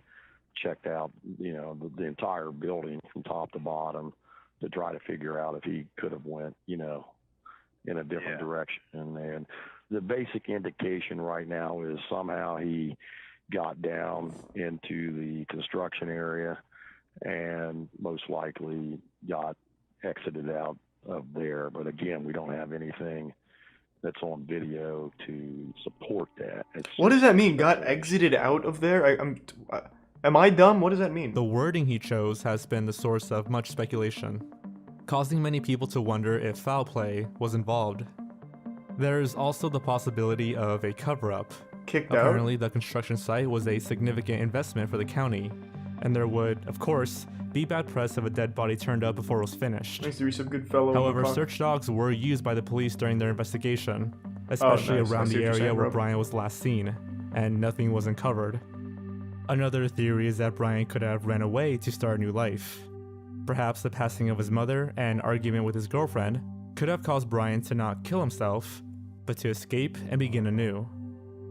Some people suspect that Brian might have left through a back exit, namely through an unwatched freight elevator. The area is monitored by 2 security cameras, one that automatically pans the area and another that is manually controlled. Brian could have waited for the perfect opportunity to slip past their view. Once again, I there's don't think very that'd be little something evidence he to was support thinking this about. claim, He was but drunk. there's at least some evidence. I don't think he was thinking about being When like Brian's mother sneaky. passed away, he reportedly received $20,000 from life insurance, which might have helped him escape. Also, according to Dan Shaffer, Brian was capable of going through sudden changes, or as he puts it, he could swing through extremes. In 1999, he was heavily into partying and drinking until he got a DUI and spent 3 days in prison. After that, he changed completely. He stopped drinking and got into exercise for about 6 months. This could suggest that Brian was no stranger to radical lifestyle changes. Brian also played guitar as part of a band during high school. Even during his Thank you, years at some Pepsi university, Man. he had mentioned that his main goal in life was to start his own band. To be precise, he once said on his MySpace account, "This whole doctor thing is really just a job, only temporary, until I get my band together and put out a record." Which might suggest Not a a bad motive. plan. I mean, could the death of his mother push him to such extremes? Probably not. Considering how popular this case has become, it would be extraordinarily difficult for Brian to hide from the public. Also, despite the then recent passing of his mother, Thanks to the prime those close to negotiator. Brian said that he was handling the grief pretty well and had ambitious plans for the future. He and Alexis were scheduled to leave for Miami that Monday, The trip was actually a gift his mother had given them the previous Christmas. Alexis, along with many of their friends and families, believed that Brian was planning on proposing to her during their vacation. In fact, it was later confirmed by one of Renee's coworkers that Brian had indeed been speaking to his mother about asking Alexis for her hand. Next to some handlebars. It's kind of doubtful that Handlebars. Brian would choose to throw this all away. At the end of the day, Brian was a promising student with a bright future. He had just received a degree in microbiology from OSU, and he was in his second year studying medicine. Whether Brian drunkenly stumbled out of the building or ran away on his own accord, Yeah, I'm kind of he thinking was that might have never been what captured happened. by any other security camera that night. No other nearby bar had security footage of him, and the street cameras failed to catch him on the run. He was there, and then he vanished. So do they not have cameras on like the outside of the building where the construction site was? Other theories have arisen, ranging Prime, from murder Suspiria, to drug Resub involvement, Zombie. and even the smiley face killer. From the late 1990s to the 2010s, a series of mostly white, college-aged men were found dead in bodies of water across the United States, often after leaving parties or bars. What? Most of these men were fit, popular, and successful students. What? Brian undoubtedly fits this description well, but the police and FBI have discarded this possibility following their investigation. For one, there's no evidence that Brian's body is in water, or if he's even dead. And second, the FBI have concluded that the smiley face killer doesn't exist. I was gonna fucking say. The drug involvement theories. Well, revolve around I'm sure I would have heard of Brian's that. potential usage of cocaine. It's well known that medical students have to bear days of overnight studying, and some sources claim that their drugs of choice are uppers or stimulants, like the legal pill Adderall Thanks to or Tier the 1 illegal Cooper powder Lord. cocaine. It's speculated that Brian may have purchased cocaine that evening during their bar hopping, and possibly, the dealer took note that Brian had a lot of cash, which could have led to the mugging and subsequent murder of Brian Shaffer. I don't. Remember that I this is don't all think just so. speculation. It's virtually impossible to confirm whether or not Brian was into drugs without someone ratting him out. That is a huge assumption. There's one last theory that's quite interesting. While the police Maybe were give some investigating the pooper. case, they turned to questioning those who had seen Brian that night, asking them to take lie detector tests. Meredith Reed and Randy Shaffer both took the test without a problem. Clint, however, refused. Up until this time, Clint had been cooperative with the police through the investigation. However, when asked to take a lie detector test, he quickly got a lawyer, and from that point on, refused to participate any further in the search for Brian. That's weird. According to his attorney, Neil Rosenberg, Clint did not take the lie detector test because he had already told officers everything he knew, and didn't see the value of having to do it all over again. It should come as no surprise that this is extremely suspicious behavior from Clint. Thanks to the Prime Parallel. Furthermore, Clint is the only person to claim that Brian did, in fact, return to the bar, yet no one else has been able to corroborate his memory. Many of the people close to Brian, including his family, don't trust Clint. As soon as the detectives started getting involved, that's when he pretty much had no contact with anybody, said Derek, Brian's brother. I've always thought he That's definitely interesting. knows something. He just won't come forward with it. If Brian did take off somewhere, if that is the case, we just always had a strong feeling that Clint would possibly know that. Alexis Wagner agrees with Derek. She also believes that Clint has withheld information. However, she believes that Brian died and did not run off. I can't imagine he would have just done that, she said. Well, can we ask Clint a little nicer, maybe? 2 Like, years after Brian's disappearance, surely there's a way to. his father Randy passed away to get that from what info. could be considered a freak accident. On September 2008, Randy was at his home in central Ohio, clearing debris during a heavy windstorm, when a branch from a nearby tree broke and fell upon him, killing him. Holy shit. The next day, the neighbors found his body and called the police. When Randy passed away, his obituary was posted online, along with a condolence book. It was around this time that a new lead would emerge. Someone made a post on the condolence book as if it were coming from Brian himself, and the message stated a location, the U.S. Virgin Islands. At first, it gave new hope that Brian might still be Thanks to alive. give Sub Pooper and Resub Taka. However, and played. police were able to trace the online message. Looking forward to it. See you on Monday, man. They determined that it was a hoax, Yep. as it had been posted from a computer accessible to the public in Franklin County, Ohio, not the U.S. Virgin Islands. Although the message was a Prime, hoax, sir. it has been mentioned that the Columbus police still believe Brian to be alive. Clint's attorney, Neil Rosenberg, intimated this. Rosenberg had been writing to a private investigator named Don Thanks to Corbett, Tier 1 breaks in. who volunteered his time to help the Shaffer family find Brian. They spoke of Clint's refusal to take a lie detector test. In April of 2009, the Ohio State student newspaper, The Lantern, even published an article regarding the exchange between Rosenberg and Corbett. If Brian is alive, which is what I'm led to believe after speaking with the detective involved, then it is Brian, and not Clint, who is causing his family pain and hardship, Rosenberg wrote. Brian should come forward and end this. Thanks to Resub Jabroni. The bitch After pickle. so many years, Alexis is now numb to emotions regarding Brian's case.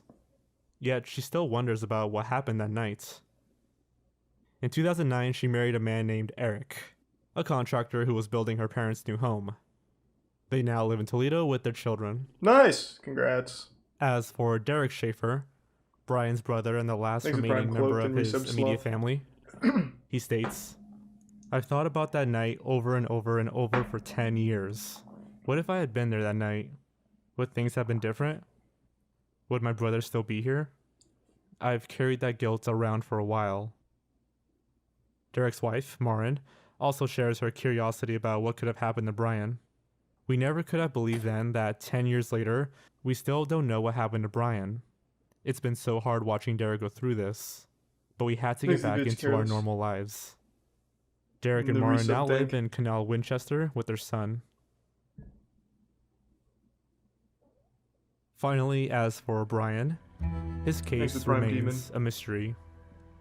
Did someone murder the 27-year-old? Doubt Or it. did he run away? Maybe. Did he kill himself? Or No. is he still alive? Yeah. In 2016, when asked these questions, Detective John Hurst had this to say. Is Brian alive? There is a possibility he is alive, but if you look at the probabilities that he isn't alive, those There's a are tier just 1 as great. Samuel. Was he murdered? There is nothing we have been able to recover that shows he succumbed to foul play. So again, the probability of that isn't as great as he just walked away. Did he take his own life? Most people who commit suicide want to be found. I would say that is probably in the lower category. The answers that everyone wants, everyone needs, Probably can't watch that one, Pepin. I don't know if we will ever have them. Alright, looks like I'll have to solve the case. I think what happened... So he's drunk. We need to remember that. I've been drunk. I've wandered around drunk plenty of times before. I think he probably slipped out into, like, the back area that probably ended up in the construction site. And that's probably where he still lays. I absolutely think that's probably what happened. And I think Clint... Alright, let's run it!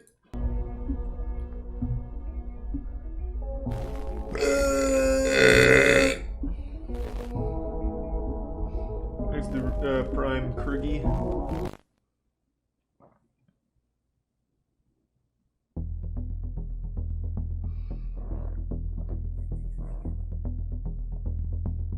They say that nothing on the internet is ever truly gone. One of the most compelling aspects That's of wrong. this very All of my resource that old we anime use every music day videos are gone. is the fact that, for Can't the get most it back. part, any and everything that's ever been posted online can be archived Nope, not my forever, like a never-ending diary. shit. I've been trying for years to find This my old allows the videos. possibility for an incomprehensible amount of information gathered from the past and present available to us at any Thanks for given some time. Sorry and Paradox. Over on Reddit, a lot of strange, disturbing, and even depressing things have played out over the years. Thank you, Canada leaving Matt. us Appreciate with the 5 tons gift of subs. stories and events to dig through. Within this vast sea of archives, though, is one that really hit home for me back when it happened, as it, in real time, merged the realms of the internet and reality, ultimately leaving people absolutely baffled at the resolution. I'll Get be the ready, judge of that. because tonight we're going to head back in time to 2016 to explore the incredibly bizarre and heartbreaking story of a Redditor by the name of Jason in Hell. Jason in Hell. That's pretty extreme. On the late evening of October 28th of 2016, a Redditor named Jason in Hell would make a sudden post to the relationship advice subreddit, seeking counsel regarding a cheating situation that played out between his wife and neighbor. His post is titled, "I'm having a hard time coping with my wife having cheated on me with our neighbor." Damn, In she the cheated with a post, 51-year-old he outlines in dude? immense detail He must be his slinging experience meat. catching his wife cheating on him over a year prior. At the time, though, little did everyone know that this would be the spearhead of the absolute turmoil that he and his family would soon begin to endure. Hey, thanks. God damn, Carstark. Thank you. Appreciate the bits. So, quick side note before we move on. I did a story narration back in my Redditor Maybe I Escapes can't the watch Cult that video, shadow. and you guys seemed to like it. For this one, we're going to lay things out largely the same way. We'll Like a go Prime through Party. Jason's full story before diving into the aftermath of how things turned out. The original post is about an 8-minute read, so if you'd like to grab a snack or drink before we get into it, Oh, Jesus, now would okay. be the time. I was hoping for just the cliff notes, but that's okay. Fuck it, we're already here. I'll let it ride. I'm having a hard time coping with my wife having cheated on me with her neighbor. It has been 476 days since I confronted her about it. How do I know? Because every time I catch myself thinking about it, I tell myself, it's only been X days. Maybe you won't think about it tomorrow. That sounds highly unlikely. So He's to go not an back to the anime beginning, character. I had No one just does taken on that. a new project and new responsibilities at work. I was working a lot of hours, 60 plus per week, and was noticeably stressed. It was in May of 2015 that I noticed that she had a password on her phone. When confronted about it, she told me it was just because she was planning my Father's Day present and didn't want me to ruin the surprise. Ah. About a week later, she came Good to me and plan. told me that she felt guilty keeping a big secret from me and told me that she was having our neighbor, a contractor, build a home office for me as my present. It struck me as odd, as in our 6 years together she's never said she felt guilty about anything and always insists that she never regrets anything in her life. Time goes on, her phone is still Guys, password resub Eevee protected, in the Prime and Squish. things don't feel right. I see her using her phone and smiling to herself more and more often, but when I ask her what she's doing, she says nothing and puts her phone away. So one morning, I wait for her to get in the shower, and I grab her phone before it requires the password. I go through her messages and find that she's texting the neighbor. I'm all covered in frosting. What? You want to lick it off? What is this, porn? Like, what are you talking? There's no fucking way this is real. What? Why is everyone saying this is real? Who? So was she actually covered in frosting? Like, what the fuck are you talking about? Raided a kid's birthday party and fell and flopped around in the cake? I highly doubt this is real. The guy starts by saying, it's been 476 days since I found this. I know because I've counted every day. Telling myself I'll forget about it tomorrow or whatever. That does not sound real at all. I'll let it ride, but this is very fishy at best. There were no other messages to the neighbor, but I found out later that was because she had set up her phone to delete messages after a certain amount of time. I felt uncomfortable with it, but I knew she had a perverted sense of humor, and I thought she would never do anything to hurt me. More time goes by, and the neighbor is spending more and more time at our house, but the office is being completed slower and slower. I can't help but worry that something isn't right, so I start checking her location using Google Timeline. It was at this point that Why I is that, realized that Dion? there are large gaps in her GPS history because she was turning off her phone's GPS. Jesus. Fast forward to July. So this guy's and at basically a point, stalker. The paranoia is driving me nuts, so I tell her that I need to install a new antivirus on her phone. While she has it unlocked for me, I install an anti-theft software so I can remotely turn the GPS back on and set up AT&T message backup and restore so I can read all of her text messages. Does a from program like point that even on my exist? computer. That sounds like a The convenient next tool day, in like a my mother bad asked to spend CW time with my movie. 2 kids, so my wife For people drops that don't them off with understand her and technology. has the day to herself. I watch my wife's activity from work as she spends the day trying to meet up with a neighbor. That exists? But is unsuccessful because he's busy with another job site. That night, we get the kids back from my mom's house and we go to dinner with a neighbor, his girlfriend, and his son. My wife and his girlfriend are having a good time, drinking, laughing, and just joking around. His girlfriend mentions that she'd like to see Magic Mike. I say it's a good idea and I'll watch the kids so my wife and her can go. So my wife and her go, and the neighbor and I go back to my house so the kids can play video games together. Oh shit, he beats his ass. The kids are back in my son's room playing games, and the neighbor's sitting across from me on the other couch. It's at this point that my wife starts texting him. She's describing sex acts that she would like to perform with him, and he's reciprocating. She tells him to check his Snapchat, and at the same time, I get a Snapchat from her too, and it's her fingering herself in a bathroom stall. They keep Is he talking, married trying figure out when to they can meet up fucking and have sex. Susie Squirts a They decide lot? on Like Monday morning after I go to who work. does that? So in my head, What? I already planned to pretend to leave and circle back to catch them, but then they tell each other they love each other, and it's all I can do not to leap off the couch and knock him out. But I contain myself and continue reading This the seems so conversation goddamn unfolding in fake. front of me. Then he tells her, "You're my girl now," to which she replies, "Always have been," ending with him writing, "And always will be." This is fanfic. This is literally fucking fanfic. Holy shit. My wife and the neighbor's I've been girlfriend duped. returned from the movie, and I asked them politely to sit down. I then asked the kids to stay in my son's room and shut the door. I return to the living room and confront my Damn, wife Red. and the neighbor. I say, "So you two love each I other, really huh?" appreciate the huge And my bits, and I'm wife goes glad you into had fun full-blown tonight. denial mode, and Thank the you, neighbor's Red. girlfriend starts smacking him. I ask my wife if she's been texting him. She says no, so I show her the text messages. She admits to it but says it was the first time that it went that far. I ask my wife if she sent him pictures. She says no, so I show her the picture, and she admits it but says it was the first time.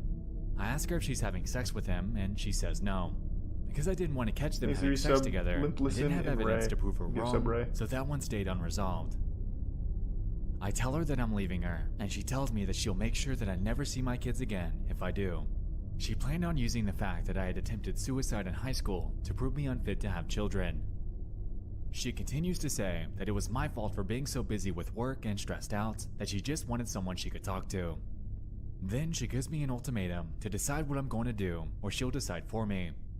The neighbor's girlfriend starts defending the two of them, saying that it couldn't have been that What? serious if they weren't having sex, and that my wife and I are too perfect together to let this break us up. The neighbors go home, and my wife and I Okay, argue yeah, for that the rest sounds of the like night something about normal what that we're gonna happens. do. We go to bed separately, having not resolved anything. We keep going back and forth on the subject all weekend, and finally settle on we were going to separate temporarily while we figure out what we want. I was going to stay in the house, and she was going to take the kids and go to her mom's house. That Monday I go to work, and I get a text from her in the middle of a meeting with my bosses, stating that she had explained things to our kids, but they were upset, and I needed to explain things to them also. I get home from work to find my kids crying. She had told them that mommy had to move out because dad was mad at her. When my son wanted to stay with me, she told him that he can't. Oh, it's getting real dark. My son put it together that if mommy has to move out because I'm mad at her, and he must move out, then I must have been mad at him too. My daughter was crying because my son was, but I don't think that she was old enough to understand what was happening. It was at this moment I realized that she was going to drag the kids through hell if I left her, so I swallowed my feelings and begged her to stay. She agreed and insisted that I apologize to our neighbor since we were still going to need to hang out with him because our sons are good friends. Thanks, Reese of Water. I hate it, but I do it anyway. We still hang out with them from time to time, and they come to our various birthday and holiday parties, but I'd do anything for my kids, and I behave civil every time. Things die down for a while. I still think about it constantly. I worry how I can keep from making her so unhappy that she cheats on me again. Then, almost a year after the original incident, around Father's Day again, she sends him pictures again. She claims that it was an accident and that she meant to send them to me instead. I don't fully believe her, but I move on anyway. Thanks, Resub Prater. Things have been quiet on that front for about 4 months now, but I still think about it constantly. In this is going to video, sound Dion? stupid, but I feel like I have a part of my brain that I can't shut off, that's always thinking. I used to use that to solve programming problems, and it made me very good at my job, but ever since this incident, the only thing it thinks about is her and him, and if I did the right thing. My job performance has suffered, and I Thanks, the feel like resub I haven't OT. gotten sleep in months. I'm afraid that after this much time, and the fact that I begged her back, that to say that I want a divorce now would only make her more vindictive towards my kids and I just feel like I put myself so deep in a hole that I could never get back out. I haven't really talked to anyone about this. I didn't want to talk to my mom about it because I felt like she would treat my wife differently, and I didn't need the two fighting. any more Alright, than now I'm they all already caught up do. on the lore. I tried talking to one friend about it, but his advice was to put my trust in God, but that was not much solace for me as I'm an atheist. That sounds So I like a have no clue Redditor what to for do with sure. my feelings, or how to move on from this. And then I also spit in my friend's face and said wubba lubba dub dub. In response to Jason, users chimed in with a mixed bag of emotions. To get the full picture on all the flack that he was getting for this, here are a few examples. I cannot believe you stayed with her. I cannot believe you begged I don't her really to stay. care about I the cannot Redditor believe you response. I just apologized want to to your know neighbor. where this story goes, to be honest. Smack the shit out of that old man. Go to an attorney and talk about ways to get custody of your kids. Your wife's a twat. Staying in a marriage for the sake of the kids never works out. She obviously was sleeping with him and then got you to apologize to him. She denied it all. She will put you through the ringer when you divorce her, but you should do it. Chances are, now she has a second phone and an email address to talk to him. A Your detective. wife is Good, vicious finally. and toxic, and you have to decide if you divorce her now or when your kids have moved out. The sooner the better. So this all would be a lot for anyone to handle. Taking some of the serious, grounded advice that a few people had thrown in there was pivotal for him to begin moving on from this. And so he did.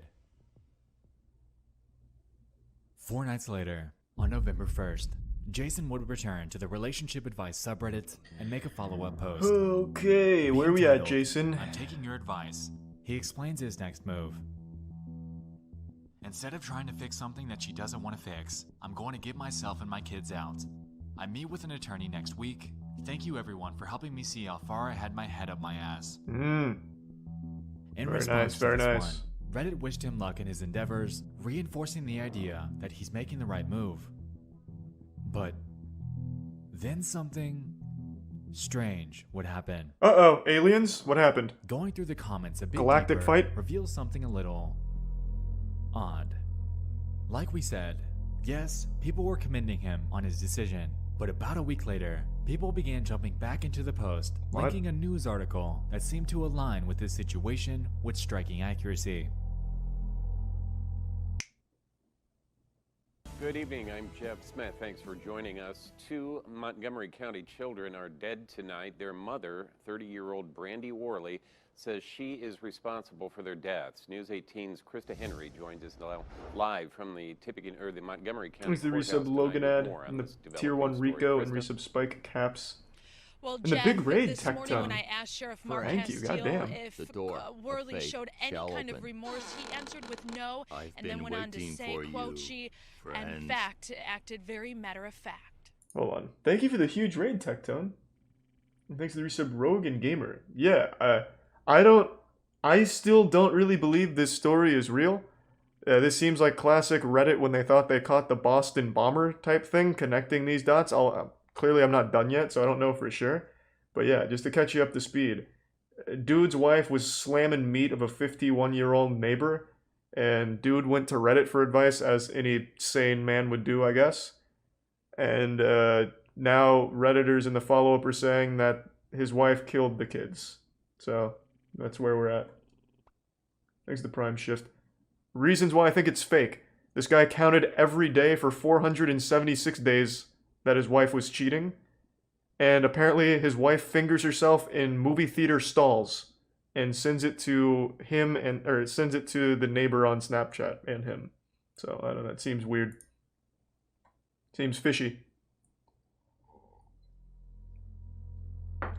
According to ABC6 Indianapolis, on November 17th of that year, a Montgomery County mother was charged with 2 counts of murder after police say she admitted to killing her 2 young children. According to the probable cause affidavit, Brandy Worley told police that her husband was divorcing her, and I did not want him taking them, so I stabbed them. The children's father, Jason Worley, was sleeping in the basement at the time of the crime. Jesus, why the basement? According to court documents, Jason had filed for divorce on Wednesday, citing an irretrievable breakdown in the marriage as the reason for the divorce. Now, this definitely carries tons of parallels to the original story. Here, we have a woman named Brandy Worley, who, in cold blood, murdered her children, citing the fact that she didn't want Jason taking them as her motive. On the other hand, on Reddit, we have this story by this Jason in Hell guy, who has the same first name, might I add, about his unnamed wife being unfaithful and how he just filed for divorce. And lastly, in his original story, he relayed the fact that his wife claimed that he'll never see the kids again if the two split. Thanks, recent Papa Blex. Back when this was unfolding, people were speculating that this might be the same guy. Tons of signs were pointing to this, but most were simply trying to maintain that tiny sliver of skepticism. That was until November 21st, when Jason would return to do one last follow-up, essentially confirming everyone's preconceptions. Thank you. I would like to give a heartfelt and sincere thank you for the advice and support I've received here. No one could have foreseen the tragedy that resulted from me filing for divorce. You guys perform a wonderful service to those in need, and I hope you continue to do so in the future. Below this, he attached a link to the same news article outlining the situation. And it was at this moment that everyone realized just how real this entire thing actually was. Yeah. Anyway, Brandy was the one that stoically reported this to the authorities. That sounds like a totally reasonable post for a father going through grief saying thank you and linking the death of his children so casually. Montgomery County 911, where's your emergency? 203 South Madison Street, In what town? Darlington. Hey, what's going on there? I just stabbed myself and I killed my 2 children. You stabbed yourself and killed your 2 children? Thanks, you good sub, Tony. Mm-hmm. Okay, and what's your name? Brandy Worley. Brandy what?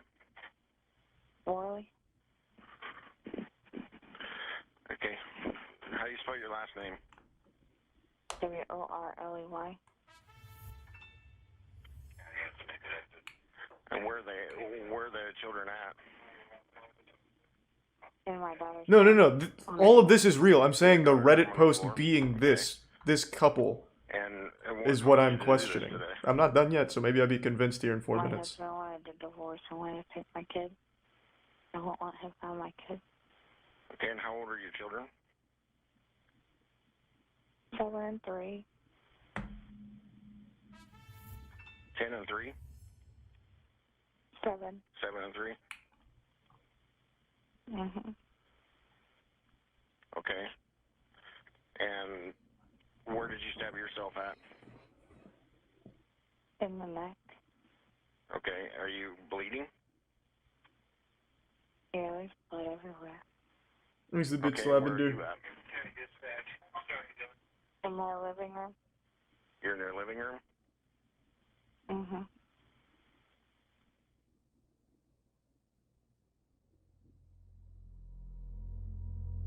According to court documents, the 2 children, Tyler and Charlie Worley, were stabbed, resulting in deep lacerations on both of their necks. Brandy had stabbed herself in the same place as well, but this surprisingly didn't end up killing her. Shortly after this, Brandy was treated at the hospital for her stab wound, and about a week later was admitted Jesus to jail, Christ. where she sat for 476 days up until her final sentencing. In 2018, she was convicted of 2 counts of murder, totaling at 120 years in prison. According to Fox 59, Brandy was expected to claim the insanity defense, but ended up settling for a guilty plea. She appeared to be just as unremorseful as she did in the 911 call. In the prime. She spoke in a very matter-of-fact manner when describing her crime. It was heart-wrenching to hear her speak as she did. All I want, and have ever wanted, was to have her out of sight and mind so I could move forward from this horror.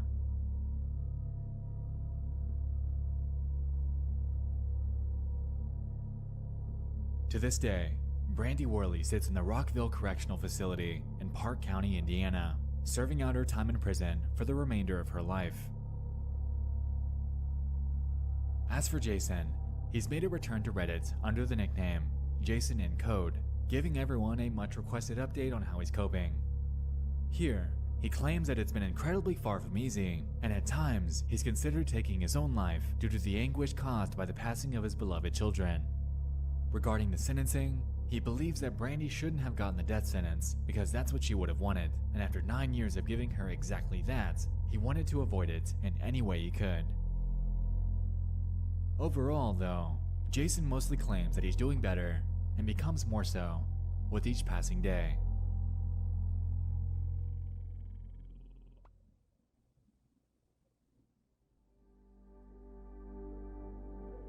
If I can impart you on something that I have learned through all of this, it's that you should always take the time to be with the ones you love. It doesn't matter if they're asking you to read The Pokey Little Puppy for the millionth time, or asking you to play Smash Bros. even though you know that they'll wipe the floor with you every time. Just do it, because you never know what time will be the last time. Always make sure they know how much you love them. I had the fortune that the last thing my children ever heard me say was, "I love you. Good night. I'll see you in the morning." Yeah, maybe it is real. Or that Jason in Hell, whoever made it, Thanks so much capitalized for off watching. I'll see you in the the next one. story I love you all. for internet points. Kind And of like give those people who make Twitter accounts during a tragedy to try and get points and GoFundMes, but I find that unlikely. Damn, what a wild ride. Still, this really strikes me as super odd. Assuming this is all real, why would he make this post as a follow-up? This does not seem like someone who, literally days after the murder of his kids, would be so cavalier to post this. Seems very odd to me. But, who knows, I guess. Thanks to resub Selden and the Prime Aiden and Turtle. The resub Giblet. Cavalier being the wrong word.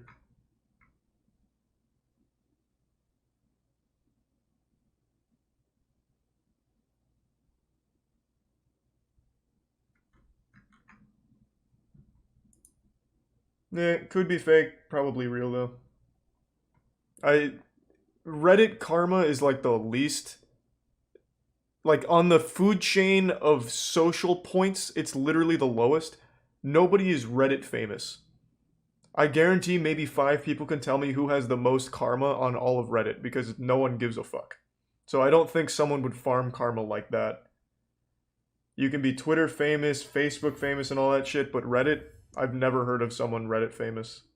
Or anything like that. You command 0 power and 0 presence by having a ton of karma on Reddit.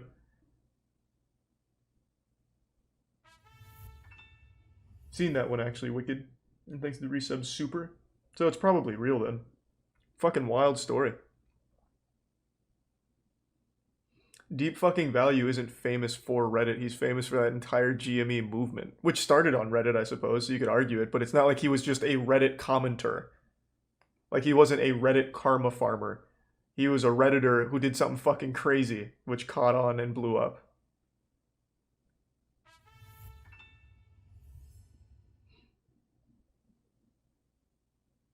I guess, Bind. I'm just assuming it's real.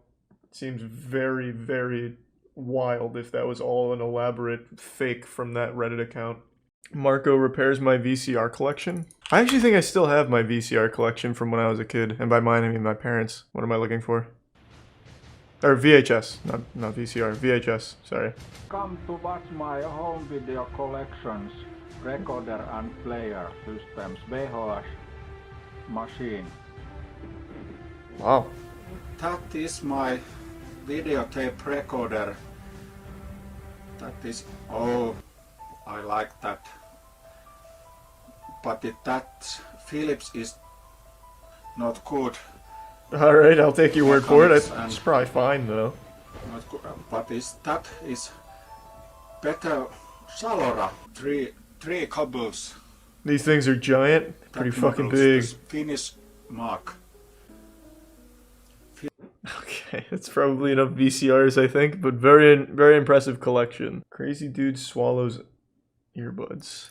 Oh, it's Shoe Nice. Shoe Nice has got a pretty sad story. Well, I don't know if sad's necessarily the right word. Shoe Nice has got a story. It's not like a really good one. You play Madden, right? Yeah, I mean, you know me and Madden. I do love my football. Do a collab with Snoop. Yeah.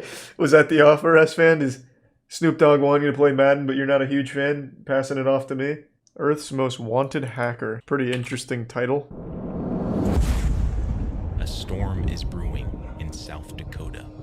Sorry to get that. Southwest 1772, right. And it's moving swiftly into Minnesota, bringing with it Well, rain. thank you for that, By the Stone. I appreciate that. Thunder and wind. A mass exodus is taking place from one social media website to another. MySpace, that's that There's good still shit. some survivors left behind. Oh, anyone remember MySpace music? Bangers like Broken Side? Do we have any old MySpace veterans in here? Anyone remember these guys? Because this was the shit. I even made a Gears of War montage to the Get Crunk song. Yeah, this was popular music back in the day. But I think the one most people remember him for is this music video. They just don't make music like this anymore. I was actually thinking about them the other day. They made music all the way up until like 2019, if you can believe that. They're prompted to install a video player update. This unsuspecting computer is now a zombie. You are watching Disrupt. Congratulations, you won. Congratulations, you won. Congratulations. Yes. An antivirus company announces a discovery. Is it McAfee? God rest his soul. Typically, URLs are hosted on a single web server through a single internet protocol address. If one is found to be malicious, it's fairly easy to chop it down from the root by blocking the IP. But these URLs are utilizing a tactic known as fast flux. In a fast flux network, the IP address of the domain name is constantly switched out, making it near impossible to find the core of the infection. We see variants appearing that are created from the original MySpace exploit. Skype is literally a Microsoft malware. Targets Twitter. I hate Skype. Shit's garbage. Always has been. Makes its way onto the Macintosh ecosystem. An ordinary website. No, not video you can games. Download files from Oh my god. Kubeface covers the otherwise safe download button with an HTML iframe. This sends a PDF file to the user that, when opened, scans the computer. It's searching for a file transfer protocol. If found, it will send out a message to the other bots, who will subsequently use the exploited username and password to make a new home within its victim. Damn. What an asshole. Each newly infected host, the botnet grows larger, creating a decentralized, untraceable network that churns left, churns right, goes up, and goes down on the whim of whoever has the steering wheel. Oh my god.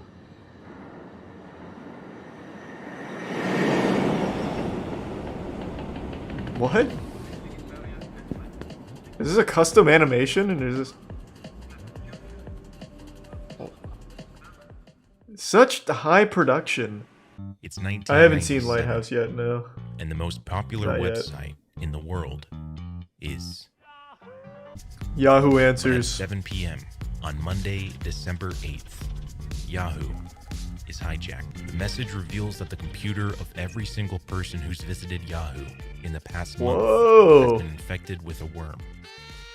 And on Christmas Day, in less than 3 weeks, the bomb will detonate and destroy millions of contaminated computer systems unless the hijackers' one demand is met. Anger erupts. Who the fuck is and Kevin? over the following days, protests Let him out! break out on the streets across the United States. They set up camp outside federal courthouses, and from New York to California, people call into radio stations to cry out the phrase in real life and in video games. Anything else to say? Yeah. Free Kevin! So was the hacker just a memer? I'm guessing that's the conclusion. I'm not watching the Walton Files. That shit is not for me. It's just Five Nights at Freddy's fanfic. Kevin isn't a terrorist. He isn't a mafia boss, and he's not here because he wiretapped the NSA or blackmailed FBI agents. Authorities say he poses an even greater danger. Because with a single phone call, they say, he can dial into the NORAD and access the nuclear arsenal What? of the United States of America. The event of nuclear weapons changed That's a huge the world. oversight, Kevin might only be an then. innocent prankster. Or Kevin could be the world's most dangerous cyber terrorist. A man who has North America at his fingertips. To free or not to free? That is the question.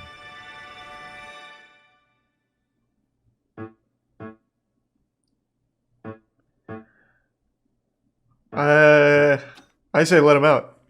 Call his bluff. And if he's not This bluffing, is a well, Windows is registry what it is. key. And this is that same Windows registry key modified by Kubeface. YouTube, Wikipedia, PayPal, all resolve to IP addresses employed by the Command and Control Center. This is how the Kube makes its money. When that user clicked the link, Kubeface instantly shot his browser through a number of affiliate advertising networks. Very smart. Instead of the machine sending HTTP GET to Google, as it normally does, an infected machine sends HTTP GET to Kubeface, who responds with a list of affiliated links. It's only after receiving those links that the machine correctly sends HTTP GET to Google, who then returns with the legit results. The first result corresponds to the first affiliate link, and when clicked, for just a brief moment, an advertisement. After that process, the used affiliate link is scrubbed, and a new one takes its place. These systems may offer $2 per 1,000 users that click the affiliate link. Multiply that by hundreds of thousands of infected bots across the planet, clicking links all day. Where would they get the affiliate links, though? They'd have to be in contact with the companies, right?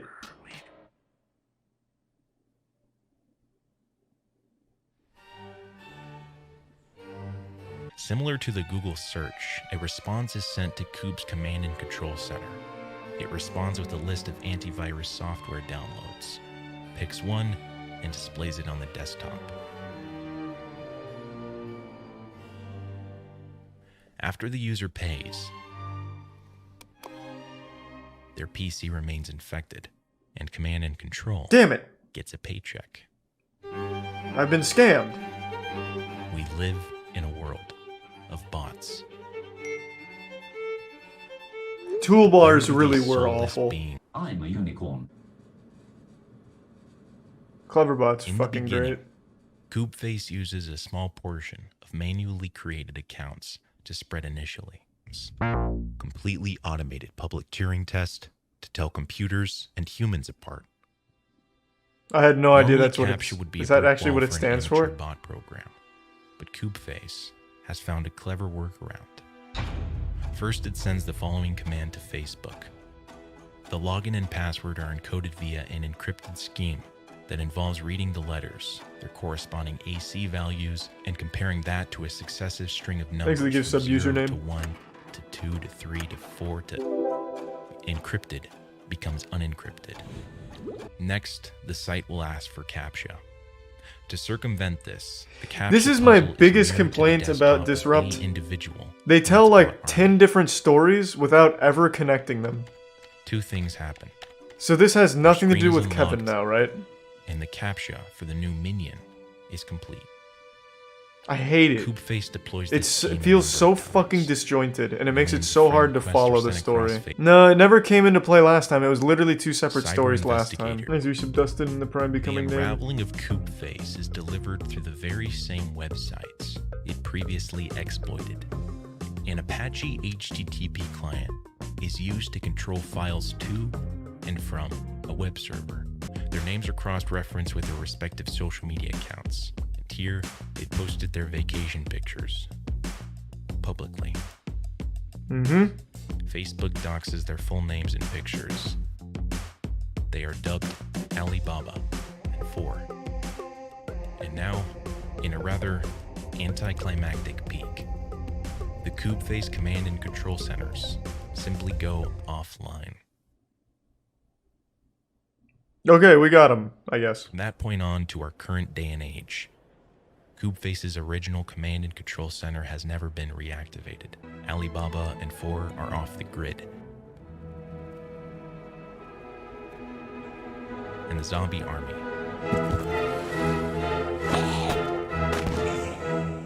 remains dormant.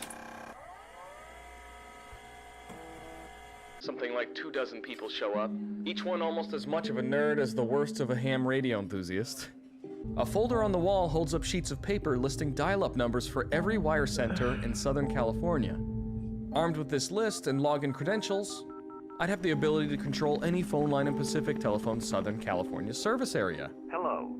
I tell the guys, let's take the manuals to a copy shop, run off a copy for each of us, then return the manuals before people start coming back to work in the morning. It was the most stupid decision of my early life. We drive around looking for a copy shop but can't find one. It's 2 a.m. So I take the manuals home with me. But I have a bad feeling about them. So I throw it all in some trash bags and give them to my accomplice. Tell him So, that but why? Why? Like, what was all this for? An unknown teenager has hacked a new network known as NORAD. It's an organization that provides aerospace warning and protection for North America. And this kid infiltrated the system just to have a look around. The move is so bold that it inspires the film War Games. Oh, really? That's actually pretty cool. Journalist John Markoff gets in touch with Kevin. I love War Games. I used to love that movie. On hackers named Cyberpunk. Game sucks. He's gained a reputation as a master of social engineering, but he's not interested in the money on offer. He wants to maintain a low profile, so he refuses to be. Yeah, I understand this is Kevin now, but why? Of John Markoff. Like, I don't understand at all. And what does this have to do with Coop Face? Kevin pulls out of the Stephen S. Wise Temple, where he works as a receptionist. In his rearview mirror, he thinks he sees a group of 3 men following him in a Ford Crown Victoria. He pulls a U-turn, and sure enough, they do the same. Kevin speeds down the I-405, and the car races after him. Suddenly, one of the men places a cop car flasher on the roof of the car, and now the sirens are crying out. Kevin pulls over. The officers rush up. They scream. Kevin is dragged out, handcuffed. His car is ransacked, but there's no signs of any bomb. You're not gonna find it! By now, he's a veteran in deception. The judge agrees and orders that Kevin serve his sentence in a halfway house for those with compulsive disorder. Oh, he's hacking the court Kevin system. laughs as he's listening to the ruling. He was arrested for tricking his way into a computer system, and now he deceives the judge into thinking that he's the victim of his own crimes. An idea appears. If he gets caught, he'll be sent to jail, but if he doesn't, then he'd have fooled the authorities right under their noses. Soon, he has all the passwords and credentials. Fooled them how? What? How does it? How did he fool them? Voicemails. What do you Kevin is like? on the What? run for 2 years.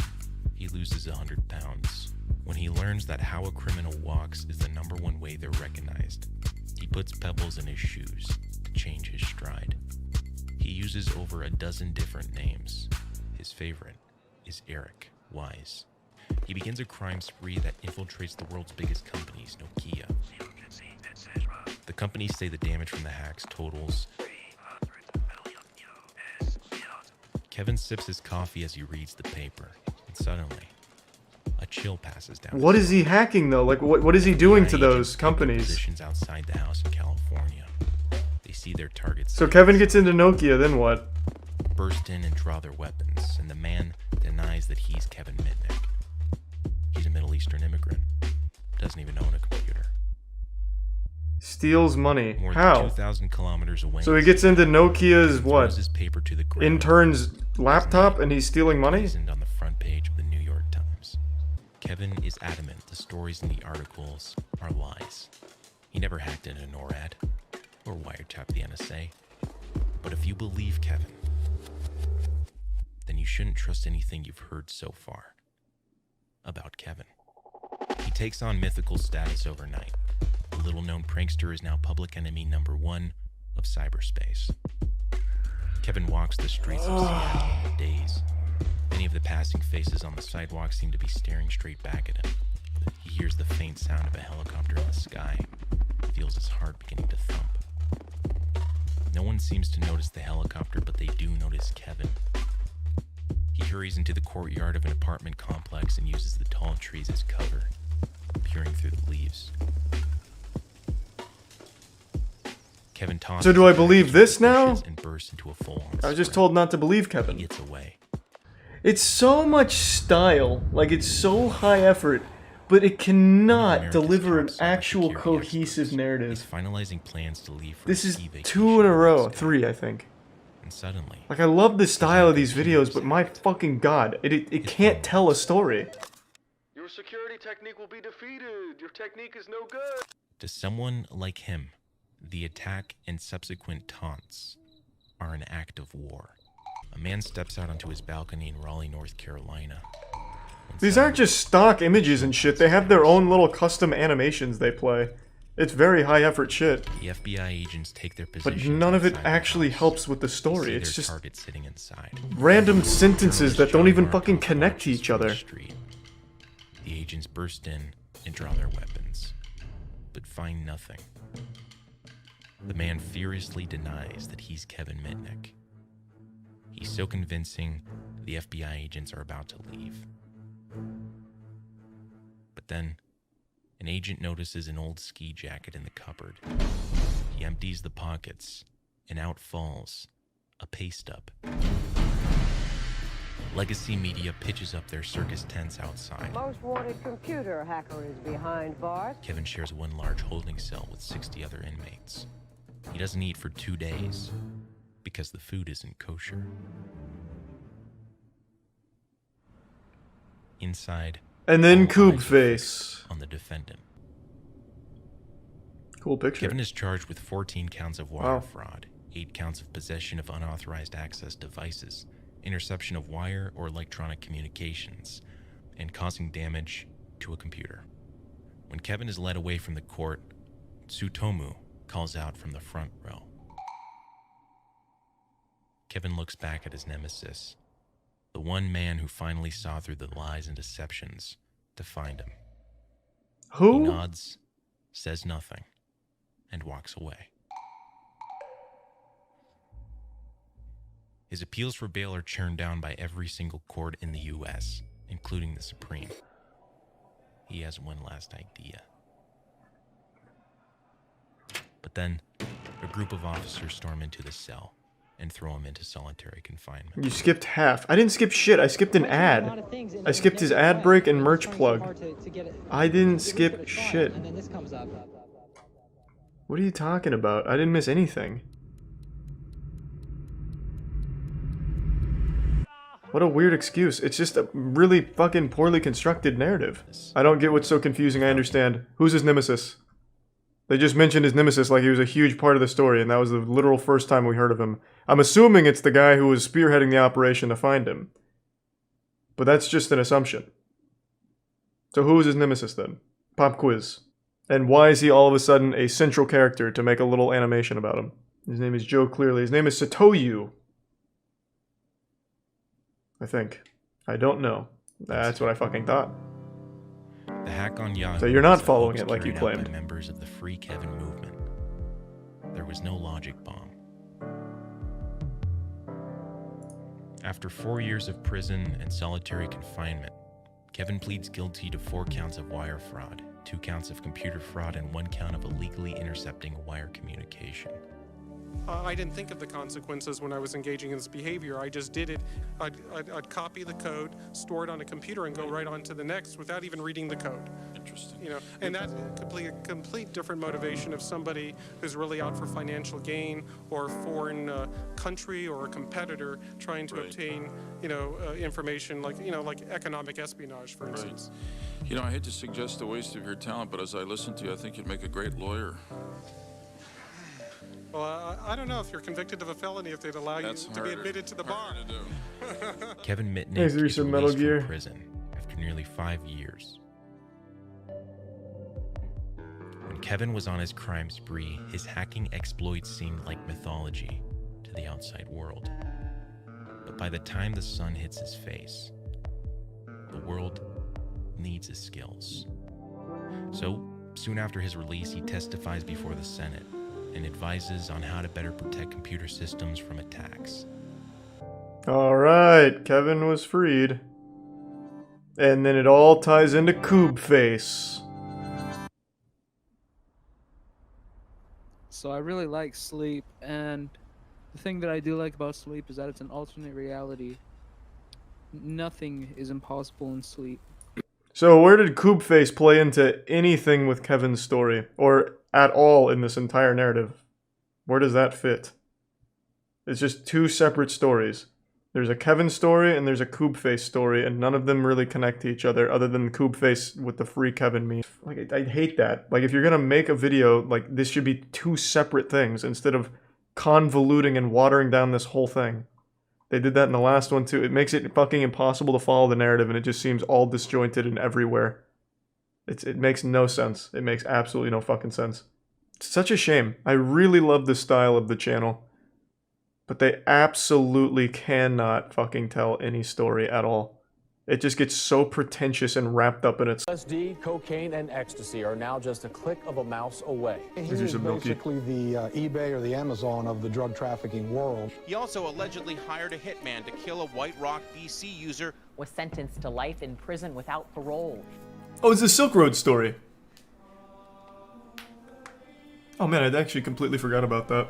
For roughly 1,500 years, the Eurasian trade routes that spanned over 4,000 miles played a central role in facilitating economic, cultural, political, and religious interaction between the East and the West. The name Silk Road comes from the highly lucrative trade of silk textiles that were produced almost exclusively in China. The sale of these highly sought-after goods is likely what led Ross Ulbricht or Dread Pirate Roberts to adopt the name for his darknet marketplace, though instead of silks, he would be facilitating the trade of every illegal. How long has it been now since Silk Road? On January 27th, 2011, whoa, that was quick. I came across this website called Silk Road. It's a Tor hidden service that claims to allow you to buy and sell anything online anonymously. I'm thinking of buying off it, but wanted to see if anyone here had heard of it and could recommend it. I found it through this link, which if you have a Tor browser, directs you to the real site. Let me know what you think. This is the first ever mention of Silk Road anywhere on the internet. The user Altoid acting very poorly as an intrigued third party with the intent of engaging in word-of-mouth marketing of his new venture. It would be unfair to say this action or post was a breadcrumb that led the FBI to the eventual closure of the Silk Road. It was a whole loaf of bread. As explained by IRS Special Agent Gary Alford, the way you found the creator of the website was through a simple Google search. Despite the Silk Road being only accessible on Tor, the browser that gives users access to the dark web, Special Agent Alford knew it had to be marketed somewhere, or how would people find out about it? In 2013, so that's what I talked about last time we were going over the Tor shit. Basically anything on the dark web. Like, how do you get the word out besides just on the dark web? And I don't remember what the conclusion we came up with was. Like, I get Silk Road because obviously posting forum posts like that, but look what happened there. They got fucked. There's tier 1 Trailith.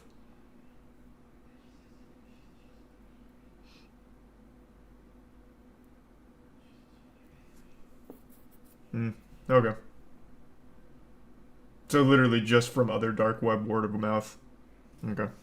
He simply Googled the word Silk Road and .onion and found exactly what he was looking for. He found Altoid. In posts that are still active on BitcoinTalk.com, he is seen advertising for an IT pro for a Bitcoin-backed startup company and lists an email to contact him, rossulbricht@gmail.com. His real name. Of course, looking for developers for your black market operation while using a Gmail account with your real life name is not the best way to go about things, and since Altoid was a name that popped up very frequently when searching for mentions of Silk Road, this was enough to get a warrant for that email address. Ross was monitored until undercover agents tracked him to San Francisco Public Library, where they distracted him and grabbed his open computer. He was logged into the mastermind of the Silk Road website. Oh my god. These numbers looking kind of beefy. Oh god damn it. I missed Light drawing the final blow there. Losing that first game, but able to win 3 in easy monthly speedrun though. Good shit, Light. Let me send him a message. Damn, sorry.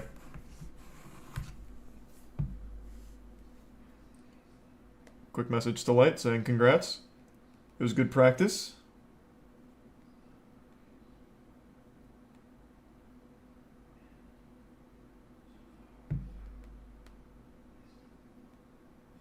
Okay, now I'm back.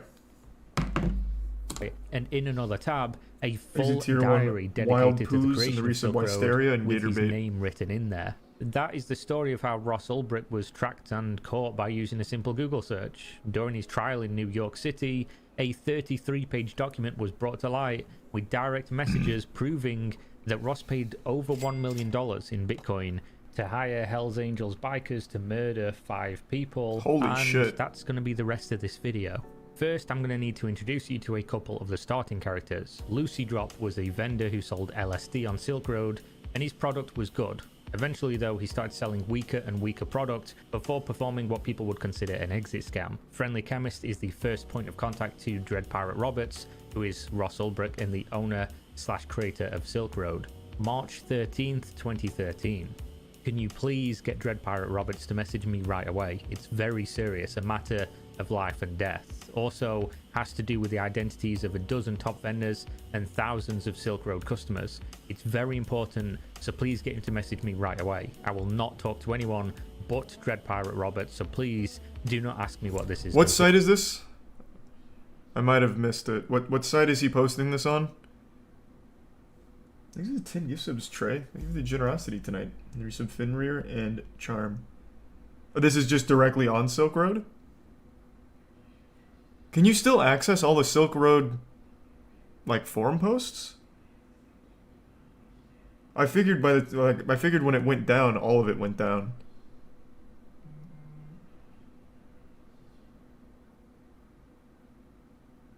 Oh, just mirrors? Okay, so I guess just re-uploads of it. Alright. I assume that Kira was, like, literally looking at these recently. Okay. Got it. Exactly what he asked for. The next day, Ross replied simply, "What can I do for you?" A few hours later, Friendly Chemist claimed he was Lucy Drop's supplier, waiting for payment, which Lucy Drop had told him is being withheld by the Silk Road market and therefore by Dread Pirate Roberts himself. He goes on to claim that he has put a keylogger on Lucy Drop's computer and can prove it with his login details. He gave $900,000 of product to Lucy Drop for $200,000 up front. He accused DPR, Silk Road and Lucy Drop of working together to scam people, and he continued to threaten to release all the information about the Silk Road users if it wasn't for the fact that he would be paid $500,000. To this, Dread Pirate Roberts responded with the truth. He'd never spoken to Lucy Drop. He had no dealings with him in the first place. There was no deal. He wasn't scamming anybody, and instead suggested that Lucy Drop must be tricking him. This, however, did not convince Friendly Chemist. He doesn't believe there was no deal. His life was in danger from, quote, not regular people. He just needs to be paid as soon as possible, or he will release the customer information, which would drastically harm the Silk Road business. The vendor information would probably result in most of the top vendors for Silk Road being busted by the authorities. I will get in touch with Lucy Drop and get back to you. DPR wanted all the information he'd harvested from the keylogger so he could verify it, and clearly at this stage, he was trying to verify whether or not Friendly Alchemist had damaging information, which he claimed to have, and how damaging it would be. Sizing up... Hold on. Jesus is going by very quick.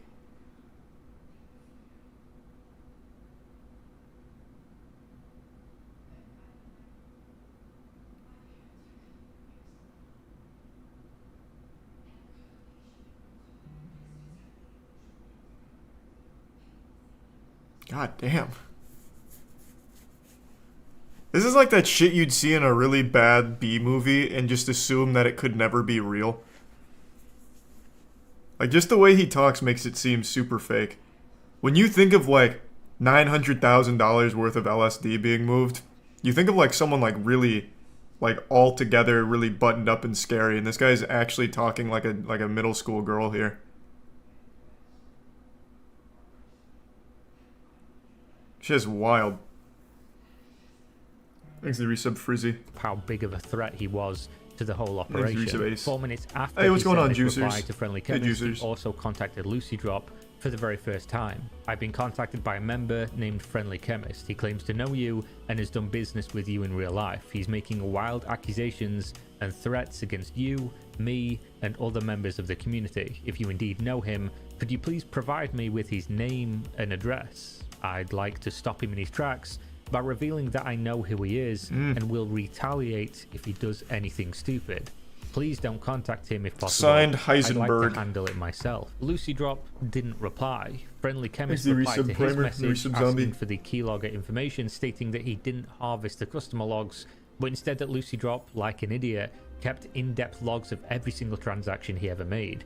Thousands of orders, 20 or more vendor identities, 5,000 customer identities, and more. He included a long list of addresses from identities, 5,000 customer identities. Damn, it's been so long since I learned about the Silk Road thing.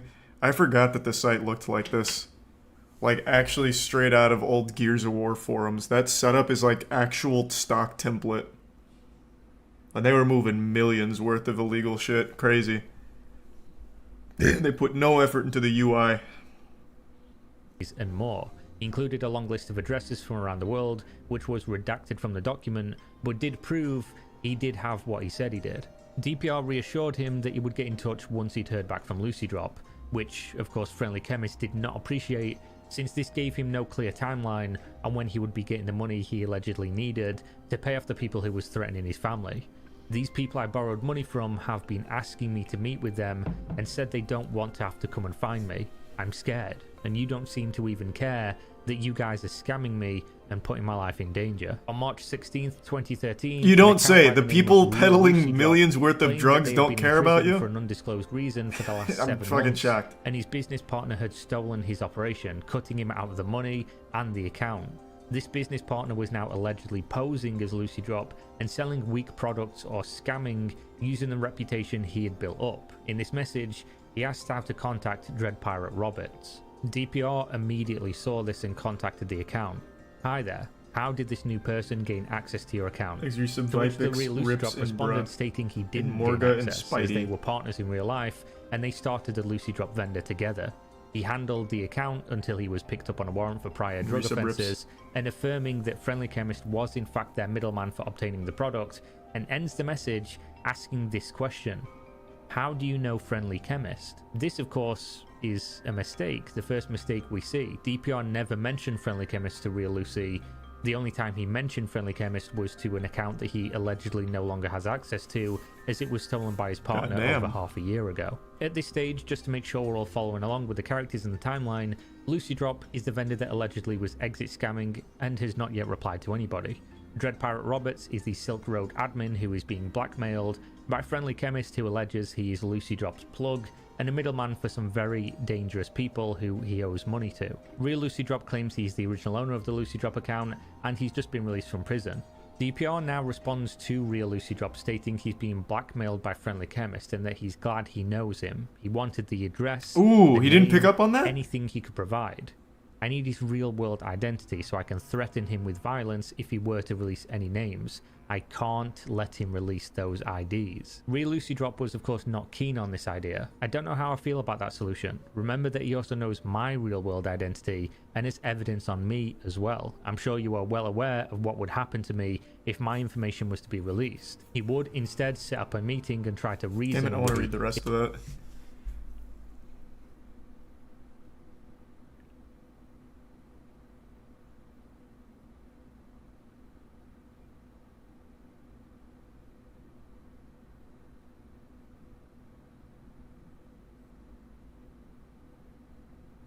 I fucking hate what money does to people. I mean, isn't the whole thing about money? I think he's going a little too hard on the theatrics there.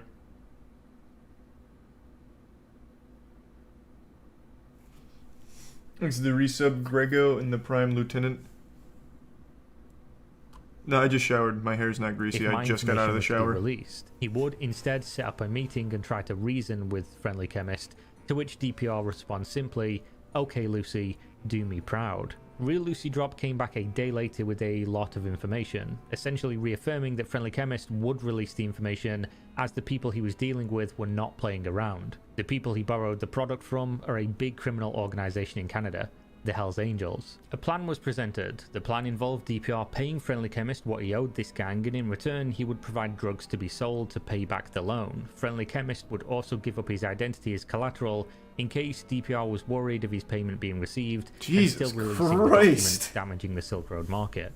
DPR, of course, didn't like this plan. Give me his identity so I will have leverage in dealing with him. You said you don't know what to do, so let me take over and give me all the info you have so I have the best chance of diffusing this situation. Real Lucy JC and Drop was Pandemonium. not convinced by this. Yes, I do know his identity, but you threatening him will not help the situation. He's deathly afraid of the people he owes money to, and they already know where he lives and where his kids go to school, etc. He was not going to give up the information on Friendly Chemist, not due to the risk of his so-called supplier, But because he was afraid, he would turn witness if he got spooked and turn in information about himself, resulting in him going to prison. Do not bother messaging me again if the message does not contain his personal information.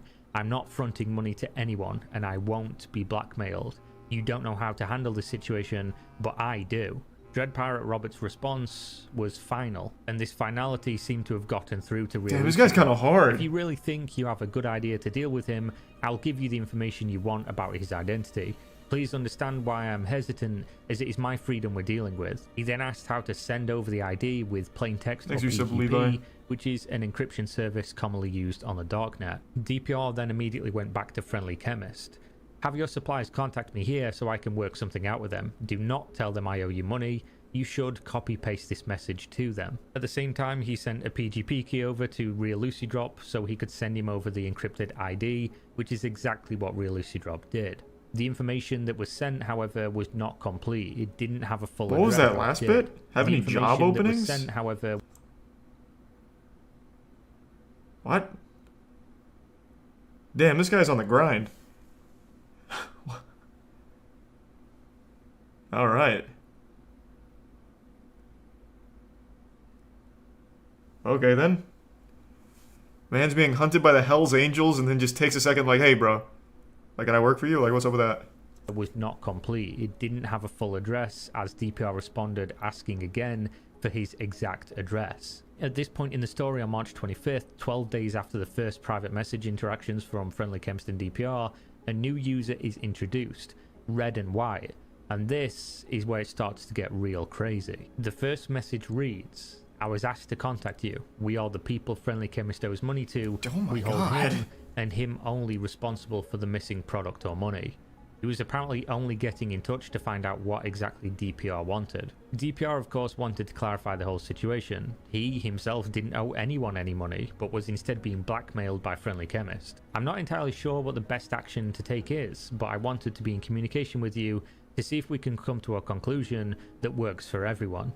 At this point, DPR propositions Red and White. You have lots of product, why not sell it on our marketplace? Red and White of course was intrigued by this. How much is it possible to sell on here if we listed every product far cheaper than everyone else? We have a majority hold over most of the movement of products in Western Canada. He also touches on the Friendly Chemist situation, how Friendly Chemist will not meet up with them due to fear of what they may do to him, how the gang might not want to sell on silk with their Western Canada. We're just going to gloss over that bottom part. Chemist situation. I wanted to read this.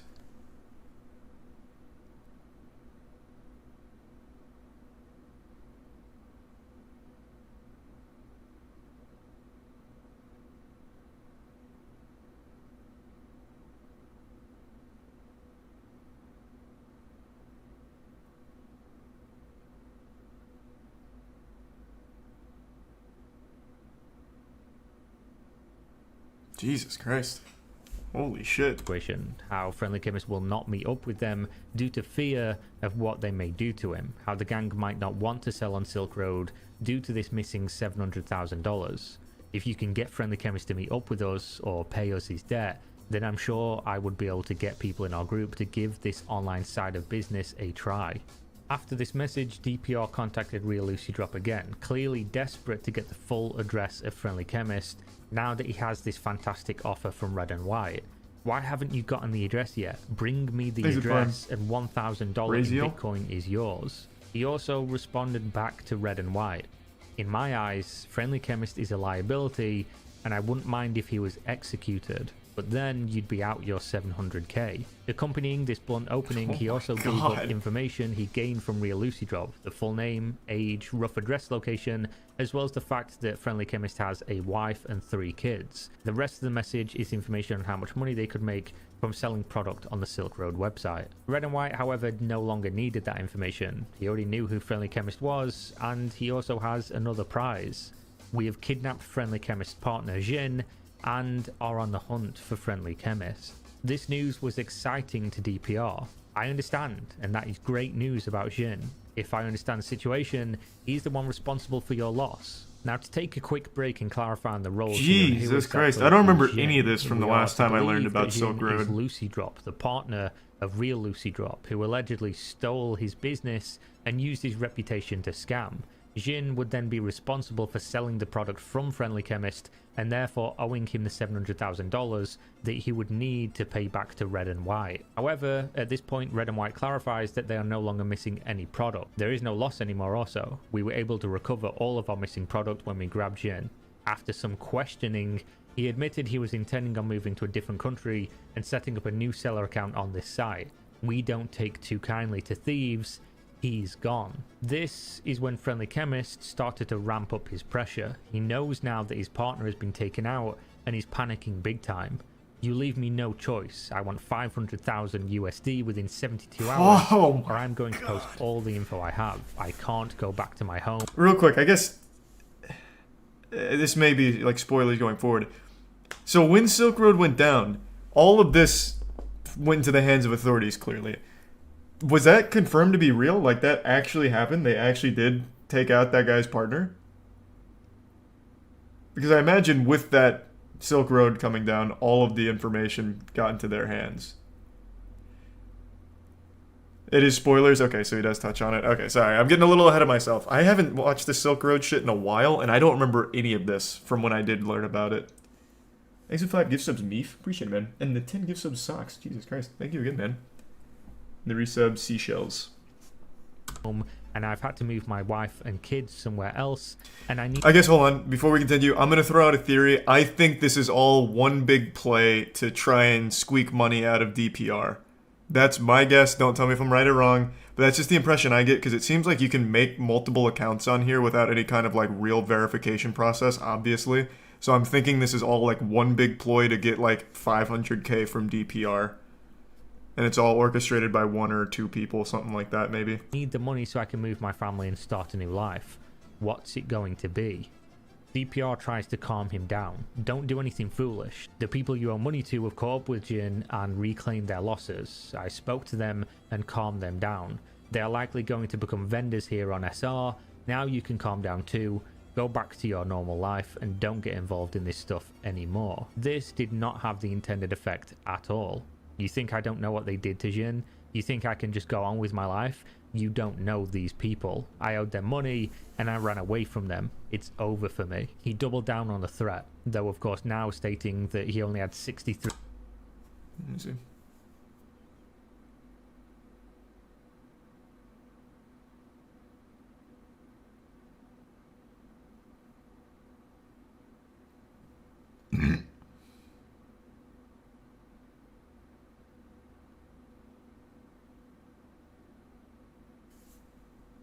Hours remaining. 63 hours to pay the $500,000 or risk having the identities of over 5,000 Silk Road users exposed for buying illegal drugs and services, decimating a large chunk of DPR's business, and exposing dozens of vendors that would also destroy the site's product supply. DPR's response to this threat was strangely calm. Do me a favor and make it 96 hours. I will get back to you on Monday. I want to work this out, but I have big plans for this weekend and I don't want to have to deal with this. This wasn't a lie. He did have big plans, though they were plans that Friendly Chemist would definitely not be enjoying. As soon as this message was sent to Friendly Chemist, stalling for time, DPR immediately reached out to Red and White. This is where his weekend's big plans would be revealed. I hate to come to you with a problem when we are just starting to get to know one another, but Blake, Friendly Chemist, is causing me problems. Are you still looking for him, or now that you found Jin, have you given up? I would like to put a bounty on his head if it's not too much trouble for you. What would be an adequate amount to motivate you to find him? Necessities like this do happen from time to time for a person in my position. I have others I can turn to, but it is always good to have options. Jesus Christ! Hopefully this is something you are open to and can be another aspect of our business relationship. Regards, DPR. Red and White was open to facilitating this transaction, though there is no firm price listed as of yet. He describes how they usually handle hits. They're not looking for him anymore for their own reasons, but they could be motivated financially to find him if they could agree upon terms. DPR responded to this with what might be viewed as a slight change of mind on the hit. If you can find his location, that may be enough for me to scare him off. He's trying to blackmail me. Just let me know what you need to make this worth your while. Red and White, however, nudged him slightly with some common sense. If I find his location and you use it against him to scare him, there is a chance he will switch locations again. Thanks to Resub Chase Speaking and from Turtle God experience, and Nameless it will King become a and lot more Wolf. difficult to find him again after that, once he knows that there are people capable of finding him. He then goes on to feel out how much DPR would be willing to pay. How much was ending this man's life Thanks worth to to him? Memphis. DPR clarifies the reason for wanting to make him disappear forever. He doesn't owe me anything, but he is threatening to expose the identities of thousands of my clients that he was There's able to Chris. acquire working with Jin if I don't pay him off. As you don't take kindly to thieves, this kind of behavior is unforgivable to me, especially here on Silk Road. Anonymity is sacrosanct. It doesn't have What to a be word. clean. Red and White now listed the price. It was expensive. Price for clean is 300,000 plus USD. Price for non-clean is 150 to 200,000 USD, depending on how you want it done. These prices pay for 2 professional hitters, including their travel expenses and work they put in. We can use out-of-town hitters if you want as well, but I would not suggest them because they come with an extra cost, and you don't seem to care how he's taken care of. When would you like this done? DPR, of course, was not a fan of the price. He also revealed this is not his first rodeo. Don't want to be a pain here, but the price seems high. Not long ago, I had a clean hit done for $80,000 US. Are the prices you quoted the best you can do? I would like this done ASAP, as he's talking about releasing the info on Monday. Red and White now knew that he was in the ultimate power. This seems position like in it's a terms of setup. negotiation. There's a strict deadline. I think where this the might be person like needed to a... vanish Who within would the work next like it? 24 DEA, hours. maybe? And that means it's unlikely DPR would be able to find another hitter in time for less money, especially since Red and White is the one who I mean, they're knows just the talking via location of friendly DMs on a chemists fucking already. forum I'm site. sorry, but we So can't do anything for that it price. really could be like Best I DEA, can do maybe? is 150, and even that is pushing it. Since you need a rush job done, usually we would charge even more. In the interest of business relationship to be, I could do Please use some 150, hydrogen and no subliminal. lower. If 150 does not work for you, we're gonna have to pass. He follows up with some information on how this money is distributed, the methods they use for the hits, and then replies again right after to move things along due to the deadline. The time for negotiating was over. He left this message with both a Bitcoin address and finality. I will check the computer in about 10 hours, and if I see that you do want to go ahead with this and the payment has been sent, we'll do it today. If you want a picture confirmation of the job afterwards, give me random numbers and I'll have them write them beside him and take a picture for you. DPR responded the same day with confirmation. Thank you, R&W. I've only ever commissioned the one other hit, so I'm still learning this market. I have no problem putting my faith in you, and I'm sure you will do a good job. The exchange rate is above 90 right now, so at $90 per Bitcoin, 150,000 remember when is Bitcoin about was 90 bucks? 1,670 Bitcoin. Holy If the market shit. tanks in the next few days, I will send more. Here are some random numbers for a picture. Here is the transaction hash for 1,670 Bitcoin to your address. Good luck and be safe. The blockchain doesn't lie. He did send exactly this amount of Bitcoin on this exact date to that exact address. This is clear evidence of Dread Pirate Roberts hiring a hitman to kill Friendly Chemist, a result of a blackmail that would expose his customers and ruin his market's credibility. He would clearly do anything to keep Silk Road working as he envisioned. Red and White replied a day Hold on, later. give me one sec. Let me just check. Moki's not playing yet, is he? Not yet. Okay. Just needed to check. I don't want to miss it. On April 1st, 2013. Exit tier Your 1 Poop problem Scoop and the has been Prime taken Willy care and of. Wheels. They seized a bunch of stuff he had with him at the time as well. They said he had a couple of laptops and a bunch of USB sticks. Is there anything that belongs to you? They questioned him and he spilled everything he knew. He said that he and Jin were actually working together on this scheme to blackmail you, and that they were brought in by a third guy who has been selling on here for a couple of years, who is also a scam artist. Apparently he makes selling accounts, sells for a while and then pulls a big scam and just keeps creating new accounts after he does his scams. They got that guy's name also. I will give that to you free of charge when I meet them to get the picture and computer hardware they got. Rest easy though, because he won't be blackmailing anyone again, ever. DPR kept things professional in his response, but he was clearly happy the job was done. This is and like also actual shows Breaking interest in Bad learning shit. more about this third party. Excellent work. Please send any info you can on this third party along with a picture. The picture can be uploaded here. I've no need for any of his possessions, so you can do what you want with that stuff. Thank you again for your assistance. Red and White replied the next day with a long message explaining exactly what Friendly Chemist spilled in his last moments of interrogation. He goes over how Jin and Friendly Chemist were working with a man named Andrew from Surrey. He was defrauding people in the way we previously covered, essentially making accounts, getting a good reputation, selling great products with above and beyond service, and then after luring people into a false sense of security, would do one big sale and exit scam all the money. He listed 2 accounts he knows the name of other than Lucy Drop, which were used by this group, Nipple Suck Canuck and Tony What a name. 76, What a seller name. that many people on the Silk Road forums had long since speculated was... I totally forgot they actually just on Reddit had a Silk Road subreddit. I totally fucking forgot about that. Holy shit, yeah. The internet was wild and wacky like 10 years ago. Thanks to the Prime Luke and the resub Lunatic. RIP Darknet Markets. Yeah, shit was crazy. Actually Lucy Drop, due to their similarities of writing patterns, method of scam, and location being Canada. There's The a Prime puzzle Gucci. was starting to fit together and the picture was clear. This group was orchestrating scams for years now, stealing thousands of Bitcoin and damaging DPR's vision for the Silk Road, and he couldn't let them get away with it. After Maybe some tier 1 short back basic. and forth about stripping location data from a picture so they could upload proof of the hit on Friendly Chemist, the wheels start to turn for the second murder for hire the DPR would put out on the accomplice. If you can find him, I would like to know.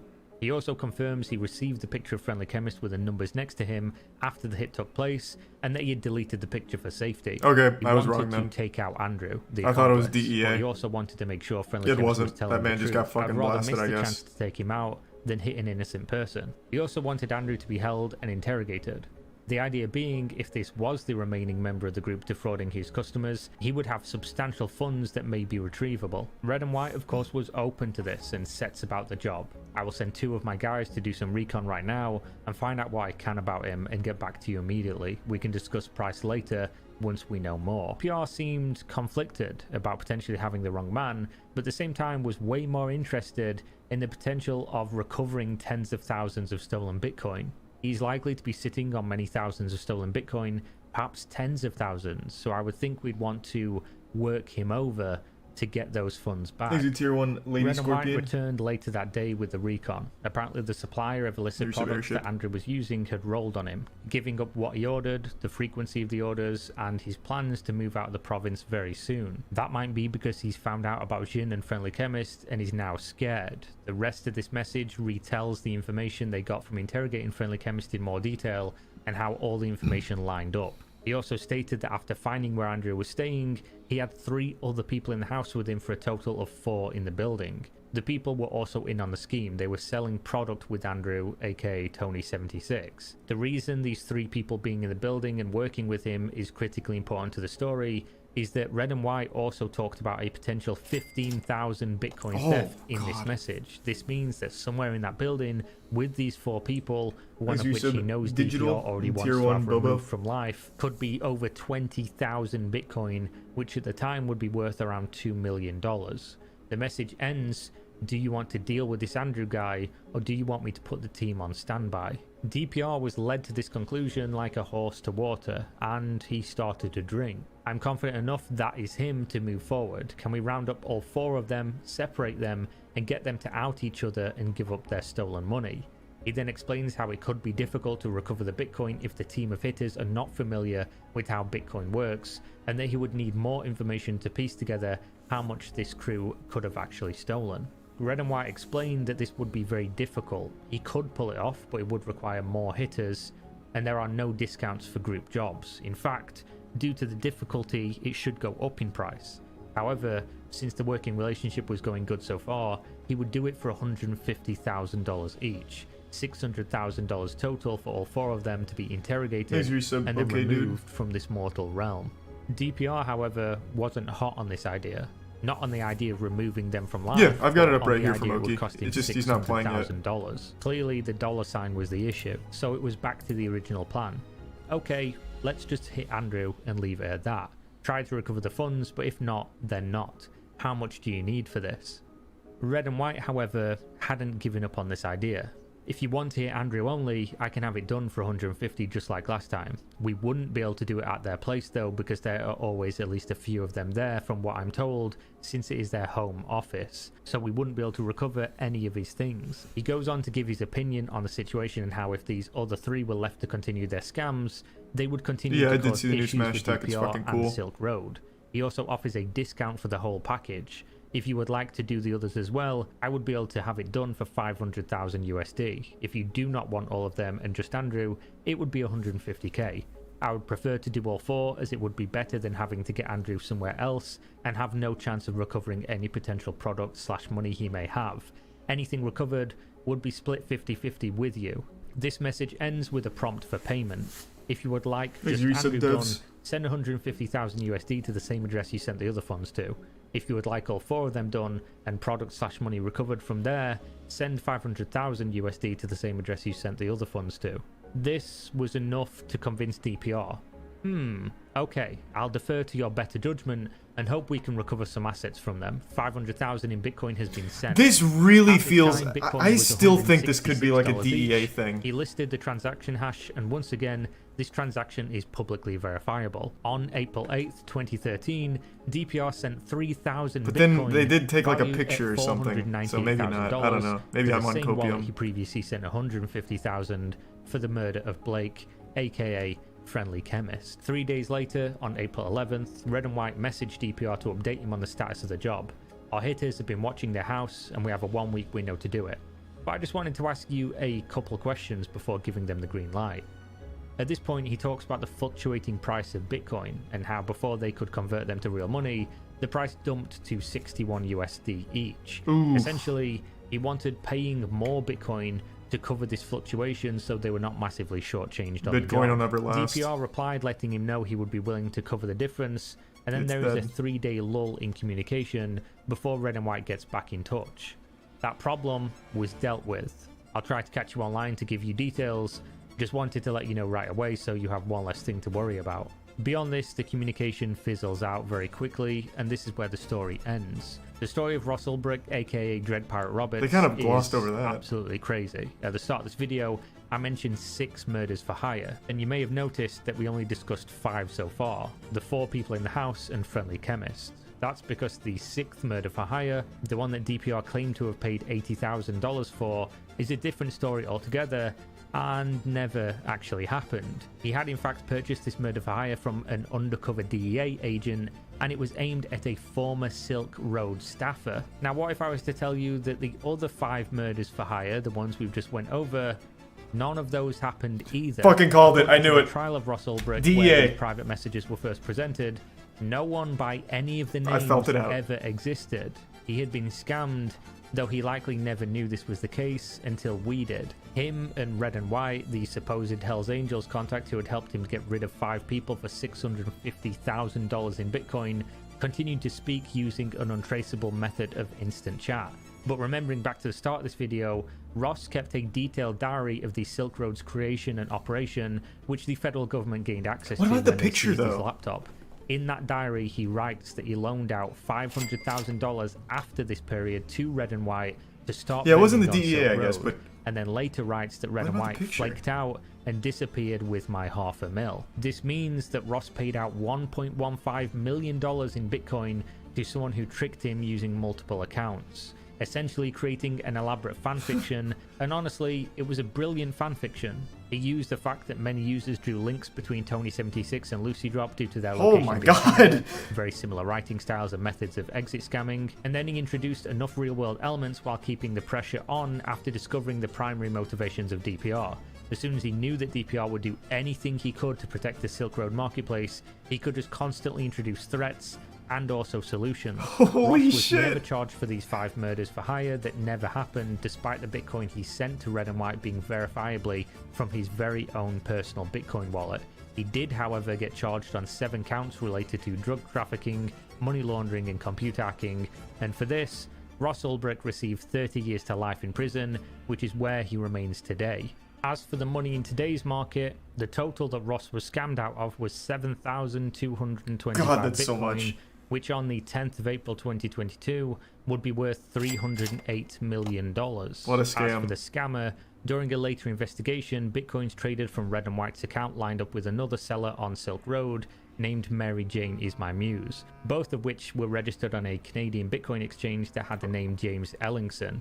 The Silk Road is the source of many insane stories, but this one for me definitely wins the prize. Yeah, I never heard this one. Alright, so it wasn't the DEA. But I did fucking call it, at least to some degree. What a genius fanfic scheme. Holy lord. What's the link to this vid? Here, it's on Kira's channel. Kira makes bangers. You probably recognize Kira from when he was covering a lot of like the crypto scam stuff. Thanks to Resub Red and Stainless Steel. Wikipedia says it was the FBI and Interpol. Well, no, they just confirmed that the person that was doing the fanfic was just like an actual scammer. What he said is that the hit that he said was a clean 80k hit was a setup from the DEA and that wasn't real. But in this video, Kira said that the actual like sending of Bitcoin to that wallet went to a scammer.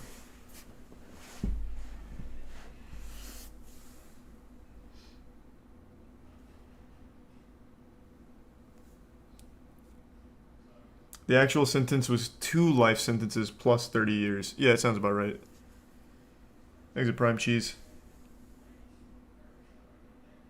What about the pic? That's what I keep wondering. They sent a pic with numbers, and the pic isn't public, obviously, but DPR confirmed the authenticity of it, right? Like, he had to have known. So what did the DEA just, like, murder an innocent person?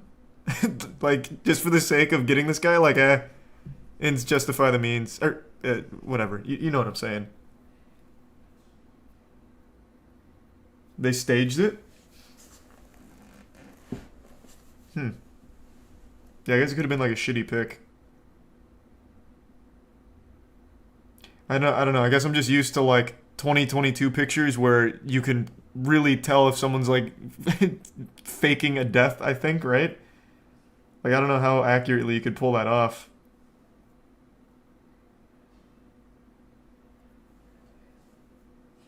They stage pics for things like that a lot, do they? Maybe I'm just not knowledgeable enough on it. There's a Prime Star Wars.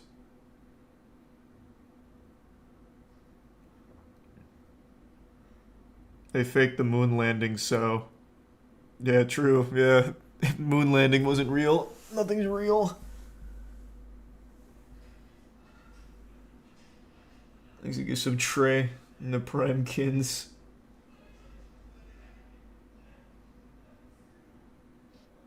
Today's the 23rd anniversary of The Mummy. Is it really?